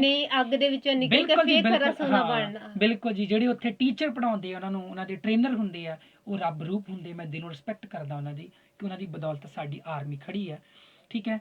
ਤੇ ਹਾਂਜੀ, ਸੁਣ ਲਓ ਜੀ, ਬੜੀ ਸਖਤ, ਤੁਸੀਂ ਕਿਤੇ YouTube ਤੇ ਨੈਟ ਤੇ ਸਰਚ ਕਰਕੇ ਦੇਖੋ, ਫਿਲਮਾਂ 'ਚ ਵੀ ਦਿਖਾਏ ਜਾਂਦੇ ਥੋੜਾ ਜਿਹਾ ਸੀਨ। ਹਾਂ ਬਿਲਕੁਲ, ਕਿਤੇ ਨਾ ਕਿਤੇ ਐਡਵੈਂਚਰ, ਬੜੀਆਂ ਖਤਰਨਾਕ ਚੀਜ਼ਾਂ ਉਹਨਾਂ ਨੂੰ ਸਿਖਾਈਆਂ ਜਾਂਦੀਆਂ ਜੀ, ਠੀਕ ਹੈ। ਤੇ ਜਿਹੜਾ ਬੰਦਾ ਬੇਟਾ ਜੀ ਉੱਥੋਂ ਕਰ ਗਿਆ ਨਾ, ਜ਼ਿੰਦਗੀ ਭਰ ਐਸ਼ ਕਰੇਗਾ, ਜ਼ਿੰਦਗੀ ਭਰ ਉਹ ਬੱਚਾ ਐਸ਼ ਕਰੂਗਾ, ਕਿਉਂਕਿ ਉਹਨੂੰ ਜ਼ਿੰਦਗੀ ਜਿਉਣੀ ਆ ਜਾਏਗੀ। ਉਹਨੂੰ ਪਤਾ ਐਸ਼ ਤੋਂ ਭਾਵੇਂ ਇਹ ਨਹੀਂ ਕਿ ਤੁਸੀਂ ਮੌਜ ਕਰਨੀ ਆ, ਇੱਕ ਨਾਮ ਬਣ ਜਾਏਗਾ ਤੁਹਾਡਾ। ਮੌਜ ਨਹੀਂ, ਮੌਜ ਕਰਾਉਣੀ ਹੈ ਬਾਕੀ ਪਰਿਵਾਰ ਨੂੰ ਤੁਹਾਡੀ ਮਿਹਨਤ। ਬਿਲਕੁਲ ਬਿਲਕੁਲ, ਤੁਸੀਂ ਮਿਹਨਤ ਕਰਨੀ ਆ, ਔਰ ਤੁਹਾਡੀ ਮਿਹਨਤ ਦਾ ਤੁਹਾਨੂੰ ਮੁੱਲ ਮਿਲਣਾ ਆ। ਸਹੂਲਤਾਂ ਸਰਕਾਰ ਵੱਲੋਂ ਦਿੱਤੀਆਂ ਜਾਂਦੀਆਂ। ਹੁਣ ਸੁਣੋ ਜੀ, ਕਿ ਬੱਚੇ ਕਿੰਨੇ ਸਿਲੈਕਟ ਹੋਣੇ ਆ। ਸਾਲ 'ਚ 2 ਵਾਰੀ ਪੇਪਰ ਹੁੰਦਾ, ਸਤੰਬਰ ਤੇ ਅਪ੍ਰੈਲ 'ਚ। ਹਾਂਜੀ, ਮੈਂ ਹੁਣ ਤੁਹਾਨੂੰ ਦੱਸਦਾ ਕਿ ਬੇਟੇ, ਇਹ ਤੁਸੀਂ ਜਦੋਂ +1 ਦੇ ਵਿੱਚ ਐਂਟਰ ਹੋ ਜਾਂਦੇ। ਸਰ, ਇਹ ਪੇਪਰ ਦਾ ਹੋਇਆ ਫਾਰਮ ਕਦੋਂ, ਕਿੰਨੇ ਮਹੀਨੇ ਪਹਿਲਾਂ ਭਰਿਆ ਜਾਂਦਾ ਇਹ ਵੀ? ਹਾਂਜੀ ਬਿਲਕੁਲ ਜੀ, ਮੈਂ ਪਹਿਲਾਂ ਕਿਹਾ ਜੀ ਕਿ ਕਈ ਵਾਰੀ ਵੈਸੇ ਤਾਂ UPSC 'ਚ ਕੋਈ ਫੇਰਬਦਲ ਕਰਦੀ ਨਹੀਂ। ਜੇ ਕੋਈ ਪੈਂਡੇਮਿਕ ਮਾਹੌਲ, ਕੋਈ ਇਦਾਂ ਦੀ ਕੋਈ ਹੋ ਜਾਂਦਾ, ਫਿਰ ਉਹ ਚੇਂਜ ਕਰ ਵੀ ਦਿੰਦੀ ਥੋੜਾ ਬਹੁਤਾ, ਠੀਕ ਹੈ। ਫਿਲਹਾਲ ਜਿਹੜੇ ਬੱਚਿਆਂ ਦਾ ਇੰਟਰਸਟ ਆ, UPSC ਦੀ ਵੈਬਸਾਈਟ ਜਿਹੜੀ ਉਹਨੂੰ ਚੈੱਕ ਕਰਦੇ ਰਹਿਣ, ਉੱਤੇ ਨੋਟੀਫਿਕੇਸ਼ਨ ਆਉਂਦੇ ਰਹਿੰਦੇ ਆ। ਤੇ ਆਪਣਾ ਐਗਜ਼ਾਮ ਜਿਹੜਾ ਫਾਰਮ ਫਿਲ ਕਰਨਾ, ਬੜੇ ਧਿਆਨ ਦੇ ਨਾਲ ਸੋਚ ਸਮਝ ਕੇ ਉਹਨੂੰ ਫਿਲ ਕਰਨ। ਜਿਹੜੇ ਬੱਚੇ +1 'ਚ ਐਡਮਿਸ਼ਨ ਲੈਂਦੇ ਆ ਜਾਂ +2 'ਚ ਹੋ ਜਾਂਦੇ ਆ, ਮੰਨ ਲਓ ਅਪ੍ਰੈਲ 'ਚ ਕਲਾਸਾਂ ਸ਼ੁਰੂ ਹੋ ਗਈਆਂ, ਤੁਸੀਂ ਸਤੰਬਰ ਵਾਲਾ ਪੇਪਰ ਦੇ ਦਿਓ, ਕਿਉਂਕਿ ਜੇਕਰ ਤੁਸੀਂ ਸਿਲੈਕਟ ਹੋ ਵੀ ਗਏ ਤਾਂ ਵੀ ਤੁਹਾਡੀ 12ਵੀਂ ਹੋ ਜਾਣੀ ਉਦੋਂ ਤੱਕ। ਬਿਲਕੁਲ, ਠੀਕ ਹੈ ਨਾ। ਮੰਨ ਲਓ ਜੇ ਤੁਸੀਂ ਰਹਿ ਗਏ, ਤੁਹਾਨੂੰ ਪਤਾ ਲੱਗ ਜਾਣਾ ਕਿ ਪੇਪਰ ਕਿੱਦਾਂ ਦਾ ਹੈ, ਠੀਕ ਹੈ ਨਾ। ਤੇ ਇਸ ਲਈ ਮੈਂ ਤਾਂ ਇਹ ਚਾਹੂੰਗਾ ਕਿ +1 ਦੇ ਵਿੱਚ ਹੀ ਬੱਚੇ ਨੂੰ ਜਿਹੜਾ ਉਹ ਐਗਜ਼ਾਮ ਜਿਹੜਾ ਉਹ ਦਿੰਦੇ ਰਹਿਣਾ ਚਾਹੀਦਾ। ਹੁਣ ਮੈਂ ਤੁਹਾਨੂੰ ਦੱਸਣਾ ਜੀ ਕਿ ਇਹਦੀ ਹਾਈਟ ਜਿਹੜੀ ਹੈ, ਜਿਹੜੀ ਹਰ ਮੈਂਬਰ ਦੀ ਹਾਈਟ, ਹਾਂ ਜਿਹੜੀ ਹਾਈਟ ਆ, ਉਹਦੇ ਬਾਰੇ 'ਚ ਨਾ ਮੈਂ ਭੁੱਲ ਗਿਆ, ਜਿੰਨੀ ਵੀ ਹੁੰਦੀ ਹੈ ਮੇਰੇ ਦਿਮਾਗ 'ਚੋਂ 5 ਫੁੱਟ ਤੋਂ ਅਬਾਓ ਹੁੰਦੀ ਹੈ ਜੀ। ਹਾਂ, ਕੁਛ ਹੁੰਦੀ ਹੈ, ਤੇ ਤੁਸੀਂ ਨੈਟ ਤੇ ਸਰਚ ਕਰ ਸਕਦੇ ਆ, ਠੀਕ ਹੈ। ਤੇ ਉਹ ਤੁਸੀਂ ਮੰਨ ਲਓ ਤੁਸੀਂ 18 ਸਾਲ ਦੇ ਨਹੀਂ ਹੋਏ ਜੀ, ਹੈ ਨਾ। ਇੱਕ ਮੈਂ ਚੀਜ਼ ਹੋਰ ਦੱਸ ਦਵਾਂ, ਮੰਨ ਲਓ ਤੁਹਾਡੀ ਏਜ 18 ਸਾਲ ਨਹੀਂ ਹੋਈ, ਲੇਕਿਨ ਤੁਸੀਂ ਪੇਪਰ ਕਲੀਅਰ ਕਰ ਲਿਆ, ਇੰਟਰਵਿਊ ਕਲੀਅਰ ਹੋ ਗਈ, ਹੁਣ ਤੁਹਾਡੀ ਹਾਈਟ ਚੈੱਕ ਕਰਨ ਲੱਗੇ ਆ, ਫਿਰ ਉੱਥੇ ਹਾਈਟ ਵਿੱਚ ਰਿਲੈਕਸੇਸ਼ਨ ਦਿੱਤੀ ਜਾਂਦੀ ਹੈ ਜੀ, ਅਗਰ ਬੱਚੇ ਦੀ ਉਮਰ 18 ਸਾਲ ਨਹੀਂ ਹੈਗੀ। ਕਿਉਂਕਿ ਮੰਨਿਆ ਜਾਂਦਾ, ਸਾਇੰਸ ਕਹਿੰਦੀ ਆ ਕਿ ਬੱਚੇ ਦੀ ਹਾਈਟ 18 ਸਾਲ ਤੱਕ ਵੱਧਦੀ ਹੈ। ਇੱਕ ਚੀਜ਼ ਹੋਰ ਮੈਂ ਦੱਸਦਾ, ਹੁਣ ਮੈਂ ਨਾਲ ਹੀ ਇਹਦੇ ਇੱਕ ਫਾਰਮੂਲਾ ਤੁਹਾਨੂੰ ਦੱਸਦਾ ਆ, ਤੁਹਾਡੀ ਹਾਈਟ ਦੇ ਅਕੋਰਡਿੰਗ ਤੁਹਾਡਾ weight ਹੋਣਾ ਚਾਹੀਦਾ। ਬਿਲਕੁਲ, ਠੀਕ ਹੈ। ਇਸ ਗੱਲ ਦਾ ਵੀ 5 ਫੁੱਟ 6 ਇੰਚ ਤੇ 56 ਦੇ ਲਗਭਗ ਹੋਣਾ ਚਾਹੀਦਾ। ਤੇ ਇਹਦੇ ਵਿੱਚ ਵੀ ਕੋਈ ਐਡੀ ਗੱਲ ਨਹੀਂ ਹੁੰਦੀ, ਜ਼ਿਆਦਾ ਨਹੀਂ ਹੋਣਾ ਚਾਹੀਦਾ, ਥੋੜਾ ਬਹੁਤਾ ਚੱਲ ਜਾਂਦਾ। ਤੁਹਾਨੂੰ ਟਾਈਮ ਵੀ ਦਿੰਦੇ ਆ ਉਹ ਕਿ ਤੁਸੀਂ ਆਪਣਾ weight ਜਿਹੜਾ ਲੂਜ਼ ਕਰ ਲਓ। ਮਤਲਬ ਇਹਨਾਂ ਚੀਜ਼ਾਂ ਦੇ ਵਿੱਚ ਥੋੜੀ ਜਿਹੀ ਰਿਲੈਕਸ ਹੈਗੀ ਆ ਕਿ ਤੁਸੀਂ ਆਪਣਾ weight ਘਟਾ ਸਕਦੇ ਆ, ਜੇ ਘਟਿਆ ਤੇ ਵਧਾ ਸਕਦੇ ਆ, ਕਿਉਂਕਿ ਉਹਨਾਂ ਕੋਲ ਬਹੁਤ ਮਾਹਰ ਬੰਦੇ ਆ ਨਾ, ਉਹ ਤੁਹਾਨੂੰ ਉਸ ਤਰ੍ਹਾਂ ਦਾ ਕਨਸੈਪਟ ਦਿੰਦੇ ਆ, ਠੀਕ ਹੈ। ਹੁਣ ਚੀਜ਼ ਸੁਣ ਲਓ ਜੀ, ਜਿਹੜੀ ਨੈਸ਼ਨਲ ਡਿਫੈਂਸ ਅਕੈਡਮੀ ਆ, ਉਹਦੇ ਵਿੱਚ ਜਿਹੜੀ ਟੋਟਲ ਸੀਟਸ ਹੁੰਦੀਆਂ ਆ, ਟੋਟਲ ਸੀਟਾਂ ਜਿਹੜੀਆਂ ਆ 370 ਹੁੰਦੀਆਂ ਆ। 370, ਹਾਂਜੀ। ਇੰਡੀਅਨ 에ਅਰ ਫੋਰਸ ਦੇ ਲਈ ਟੋਟਲ ਸੀਟਾਂ 210 ਹੁੰਦੀਆਂ ਆ ਪੂਰੇ ਇੰਡੀਆ ਦੇ ਵਿੱਚ, ਤੇ ਨੇਵੀ ਦੇ ਲਈ 40, ਤੇ ਇੰਡੀਅਨ 에ਅਰ ਫੋਰਸ ਇੱਕ ਅਲੱਗ ਹੁੰਦਾ, ਉਹਦੀਆਂ ਲਗਭਗ 120 ਸੀਟਾਂ ਹੁੰਦੀਆਂ। ਕਹਿਣ ਤੋਂ ਭਾਵ ਕਿ ਇੱਕ ਸੈਸ਼ਨ ਦੇ ਵਿੱਚ 420 ਬੱਚੇ ਸਿਲੈਕਟ ਹੁੰਦੇ ਆ, 420 ਦਿੰਦੇ ਹਜ਼ਾਰਾਂ ਦੇ ਹਿਸਾਬ ਨਾਲ। ਤੇ ਨੇਵਲ ਅਕੈਡਮੀ ਦੇ ਲਈ 50 ਆ।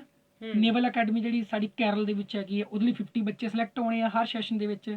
ਕਹਿਣ ਤੋਂ ਭਾਵ ਕਿ ਪੂਰੇ ਸਾਲ ਦੇ ਵਿੱਚ ਇੰਡੀਆ ਦੇ ਵਿੱਚੋਂ ਲਗਭਗ 840 ਕੈਡਟ ਸਿਲੈਕਟ ਹੋਣੇ ਆ। 840 ਬੰਦੇ ਤੇ ਸਿਲੈਕਟ। ਪੇਪਰ ਬਹੁਤ ਬਹੁਤ ਤੁਸੀਂ ਇਹ ਦੇਖੋ, ਤੁਹਾਡੀ ਪਲੈਨਿੰਗ ਜਿਹੜੀ ਆ ਬਹੁਤ ਜ਼ਬਰਦਸਤ ਹੋਣੀ ਚਾਹੀਦੀ ਆ, ਕਿਉਂਕਿ ਇੰਨੀਆਂ ਦੇ ਵਿੱਚੋਂ ਨਿਖਰ ਕੇ ਆਉਣਾ ਕਿਹੜਾ ਬਿਲਕੁਲ ਸੌਖੀ ਜੀ, ਗੱਲ ਆ। ਬਿਲਕੁਲ ਬਿਲਕੁਲ। ਹਾਂ, ਲੱਖਾਂ ਬੱਚੇ ਪੇਪਰ ਦਿੰਦੇ ਆ ਜੀ ਇੰਡੀਆ ਦੇ, ਜਿੰਨੇ ਵੀ ਵੱਡੇ ਵੱਡੇ ਸ਼ਹਿਰ ਆ ਉਹਨਾਂ ਸਾਰਿਆਂ ਦੇ ਵਿੱਚ ਇਹ ਟੈਸਟ ਹੁੰਦਾ ਆ, ਇੰਟਰੈਂਸ ਐਗਜ਼ਾਮ ਕਿਉਂਕਿ ਹੁੰਦਾ। ਇੱਕ ਚੀਜ਼ ਹੋਰ ਵੀ ਹੁੰਦੀ, ਸਕੂਲ 5ਵੀਂ ਤੋਂ ਲੈ ਕੇ ਪ੍ਰਪੇਅਰ ਕਰਨਾ ਸ਼ੁਰੂ ਕਰ ਦਿੰਦੇ ਆ ਨਾ ਕਿ ਤੁਸੀਂ ਬਿਲਕੁਲ ਇਸ ਜੀ। ਬੰਨੇ ਜਾਣਾ ਹੈ ਤੇ ਪੜੋ ਹਨਾ, ਤੇ ਉਦਾਂ ਦੀਆਂ ਉਹਨਾਂ ਨੂੰ ਤਿਆਰੀਆਂ ਕਰਵਾਉਣੀਆਂ ਸ਼ੁਰੂ ਕਰ ਦਿੰਦੇ ਆ, ਤੇ ਹਾਂਜੀ। ਜਿਹਦਾ ਕਰਕੇ ਬੱਚਾ ਜਲਦੀ ਜਿਹੜਾ ਗਰੋਥ ਕਰ ਜਾਂਦਾ ਆ ਤੇ ਰੁਚੀ ਹਰ ਚੀਜ਼ 'ਚ ਦਿਖਾਉਣਾ ਸ਼ੁਰੂ ਕਰ ਦਿੰਦਾ, ਕਿਉਂਕਿ ਉਹਨੇ ਜਾਣਾ ਹੀ ਜਾਣਾ ਜਦੋਂ ਧਾਰ ਹੀ ਲਿਆ ਹਨਾ, ਬਿਲਕੁਲ ਜੀ, ਤਾਂ ਬਿਲਕੁਲ। ਫਿਰ ਉਹ ਤਿਆਰੀ ਜਿਹੜੀ ਆਸਾਨੀ ਨਾਲ ਹੋ ਸਕਦੀ ਹੈ। ਤੇ ਜੇ ਅਸੀਂ ਬੱਚਿਆਂ ਨੂੰ ਅੱਜ ਤੋਂ ਤਿਆਰ ਕਰਨਾ ਸ਼ੁਰੂ ਕਰਦੇ ਆ, ਆਉਣ ਵਾਲੇ 2-4 ਸਾਲਾਂ 'ਚ ਤਾਂ ਫਿਰ ਸਾਡੇ ਨਿਆਣੇ ਜਾ ਸਕਦੇ ਆ। ਬਿਲਕੁਲ ਜਾ ਸਕਦੇ ਜੀ, ਬਿਲਕੁਲ ਜਾ ਸਕਦੇ, ਬਿਲਕੁਲ। ਜੀ ਜੀ। ਤੇ ਸਰ ਜੀ ਬਹੁਤ ਬਹੁਤ ਸ਼ੁਕਰੀਆ ਕਿ ਅੱਜ ਤੁਸੀਂ ਐਨਡੀਏ ਬਾਰੇ ਸਾਰਾ ਕੁਝ ਕਲੀਅਰ ਕਰ ਦਿੱਤਾ ਕਿ ਭਾਈ ਆਰਮੀ 'ਚ ਜਾਣਾ ਸੌਖਾ ਵੀ ਆ, ਨਹੀਂ ਸੌਖਾ ਵੀ ਆ, ਫੀਸ ਬਹੁਤ ਘੱਟ ਆ ਹਨਾ, ਤਾਂ ਕੰਪੀਟੀਸ਼ਨ ਬਹੁਤ ਜ਼ਿਆਦਾ ਆ, ਬਿਲਕੁਲ ਜੀ। ਹਾਂ, ਤੇ ਤੁਹਾਡੀ ਹਾਈਟ ਵੀ ਤੇ ਤੁਹਾਡੀ ਡਾਈਟ ਵੀ, ਇਹ ਬਿਲਕੁਲ, ਦੋਨੋਂ ਚੀਜ਼ਾਂ ਬਿਲਕੁਲ ਜੀ, matter ਕਰਦੀਆਂ, ਮੈਟਰ ਕਰਦੀਆਂ ਨੇ। ਤੇ ਫਿਰ ਤੁਸੀਂ ਅੱਜ ਤੋਂ ਹੀ ਆਪਣੀ ਡਾਈਟ ਨੂੰ ਸੁਧਾਰਨਾ ਸ਼ੁਰੂ ਕਰ ਲਓ, ਤਾਂ ਚਾਹੇ ਜਿਮ ਜਾਓ ਜਾਂ ਜਿਵੇਂ ਮਰਜ਼ੀ ਜਾਓ, ਆਪਣੇ ਬਿਲਕੁਲ। ਸਰੀਰ ਨੂੰ ਵਾਹੁਣਾ ਸ਼ੁਰੂ ਕਰ ਦਿਓ, ਆਰਾਮ ਬਿਲਕੁਲ। ਘੱਟ ਦਿਓ, ਕਿਉਂਕਿ ਬਿਲਕੁਲ ਉੱਥੇ ਜੀ, ਆਰਾਮ ਨਾਂ ਦੀ ਚੀਜ਼ ਚੀਜ਼ ਬਹੁਤ- ਨਹੀਂ, ਬਿਲਕੁਲ ਬਿਲਕੁਲ। ਬਹੁਤ ਹੈਗੀ ਆ, ਪਰ ਬਹੁਤ ਘੱਟ ਆ ਹਨਾ, ਨਾ ਮਾਤਰ ਹੀ ਆ। ਤਾਂ ਤੁਹਾਡੀ ਡਾਈਟ ਕਿਵੇਂ ਦੀ, ਤੁਸੀਂ ਹਰ ਕੰਮ ਆਪਣੇ ਆਪ ਕਿਵੇਂ ਕਰਨਾ, ਇਹਦੇ ਵੱਲ ਜ਼ਿਆਦਾ ਜ਼ੋਰ ਦਿਓ, ਤੇ ਤਾਂ ਤੁਸੀਂ ਸਫਲ ਹੋ ਸਕਦੇ ਹੋ ਜੀ। ਸੋ ਅੱਜ ਲਈ ਇੰਨਾ ਹੀ, ਕੱਲ ਮਿਲਦੇ ਆ ਨਵੀਆਂ ਜਾਣਕਾਰੀਆਂ ਦੇ ਨਾਲ ਤੇ ਨਵੀਆਂ ਵਿਚਾਰਾਂ ਨਾਲ। ਸਰ ਜੀ ਬਹੁਤ ਬਹੁਤ ਸ਼ੁਕਰੀਆ, ਉਚੇਚੇ ਤੌਰ ਤੇ ਪਹੁੰਚੇ ਹੋ ਤੇ ਸਾਡੇ ਬੱਚਿਆਂ ਨੂੰ ਇੰਨੀਆਂ ਪਿਆਰੀਆਂ ਜਾਣਕਾਰੀਆਂ ਦਿੱਤੀਆਂ, ਤੇ ਜਿਹੜੇ ਸਾਡੇ ਮਾਪੇ ਚਾਹੁੰਦੇ ਨੇ ਕਿ ਆਉਣ ਵਾਲੇ ਸਮੇਂ 'ਚ ਸਾਡੇ ਬੱਚੇ ਇਸ ਫੀਲਡ ਨੂੰ ਜਾਣ, ਤੇ ਉਹਨਾਂ ਨੇ ਵੀ ਬੜੀ ਬਰੀਕੀ ਦੇ ਨਾਲ ਜਿਹੜੀਆਂ ਸਾਰੀਆਂ ਗੱਲਾਂ ਸੁਣੀਆਂ। ਤੇ ਜੇ ਤੁਸੀਂ ਇਹਦਾ ਮੁੜ ਪ੍ਰਸਾਰਣ ਸੁਣਨਾ ਚਾਹੁੰਦੇ ਹੋ ਤਾਂ ਫੇਸਬੁੱਕ ਦੇ ਮਾਰਫਤ ਸਾਡਾ ਅਵਤਾਰ ਰੇਡੀਓ ਸੀਚੇਵਾਲ ਪੇਜ ਬਣਿਆ ਆ, ਉਹਦੇ ਤੇ ਤੁਸੀਂ ਇਹ ਪ੍ਰੋਗਰਾਮ ਨੂੰ ਸੁਣ ਸਕਦੇ ਹੋ, ਤੇ ਗਾਂ ਦੀ ਗਾਂ ਵੀ ਸ਼ੇਅਰ ਕਰ ਸਕਦੇ ਹੋ, ਕਿਉਂਕਿ ਜੇ ਕੋਈ ਹੋਰ ਬੱਚਾ ਇਸ ਬੰਨੇ ਜਾਣਾ ਚਾਹੁੰਦਾ, ਤੁਹਾਡੀ ਨਿਗਾਹ ਦੇ ਵਿੱਚ ਹੈ ਕਿ ਉਹ ਬੱਚਾ ਜਿਹੜਾ ਆ ਇਸ ਜਿਉਂਦੇ ਵਸਦੇ ਰਹੋ, ਹੱਸਦੇ ਰਹੋ, ਸੁਣਦੇ ਰਹੋ ਜੀ ਅਵਤਾਰ ਰੇਡੀਓ ਸੀਚੇਵਾਲ। ਸਾਨੂੰ ਦਿਓ ਆਗਿਆ ਜੀ, ਸਾਰਿਆਂ ਨੂੰ ਹੀ ਸਤਿ ਸ਼੍ਰੀ ਅਕਾਲ ਜੀ।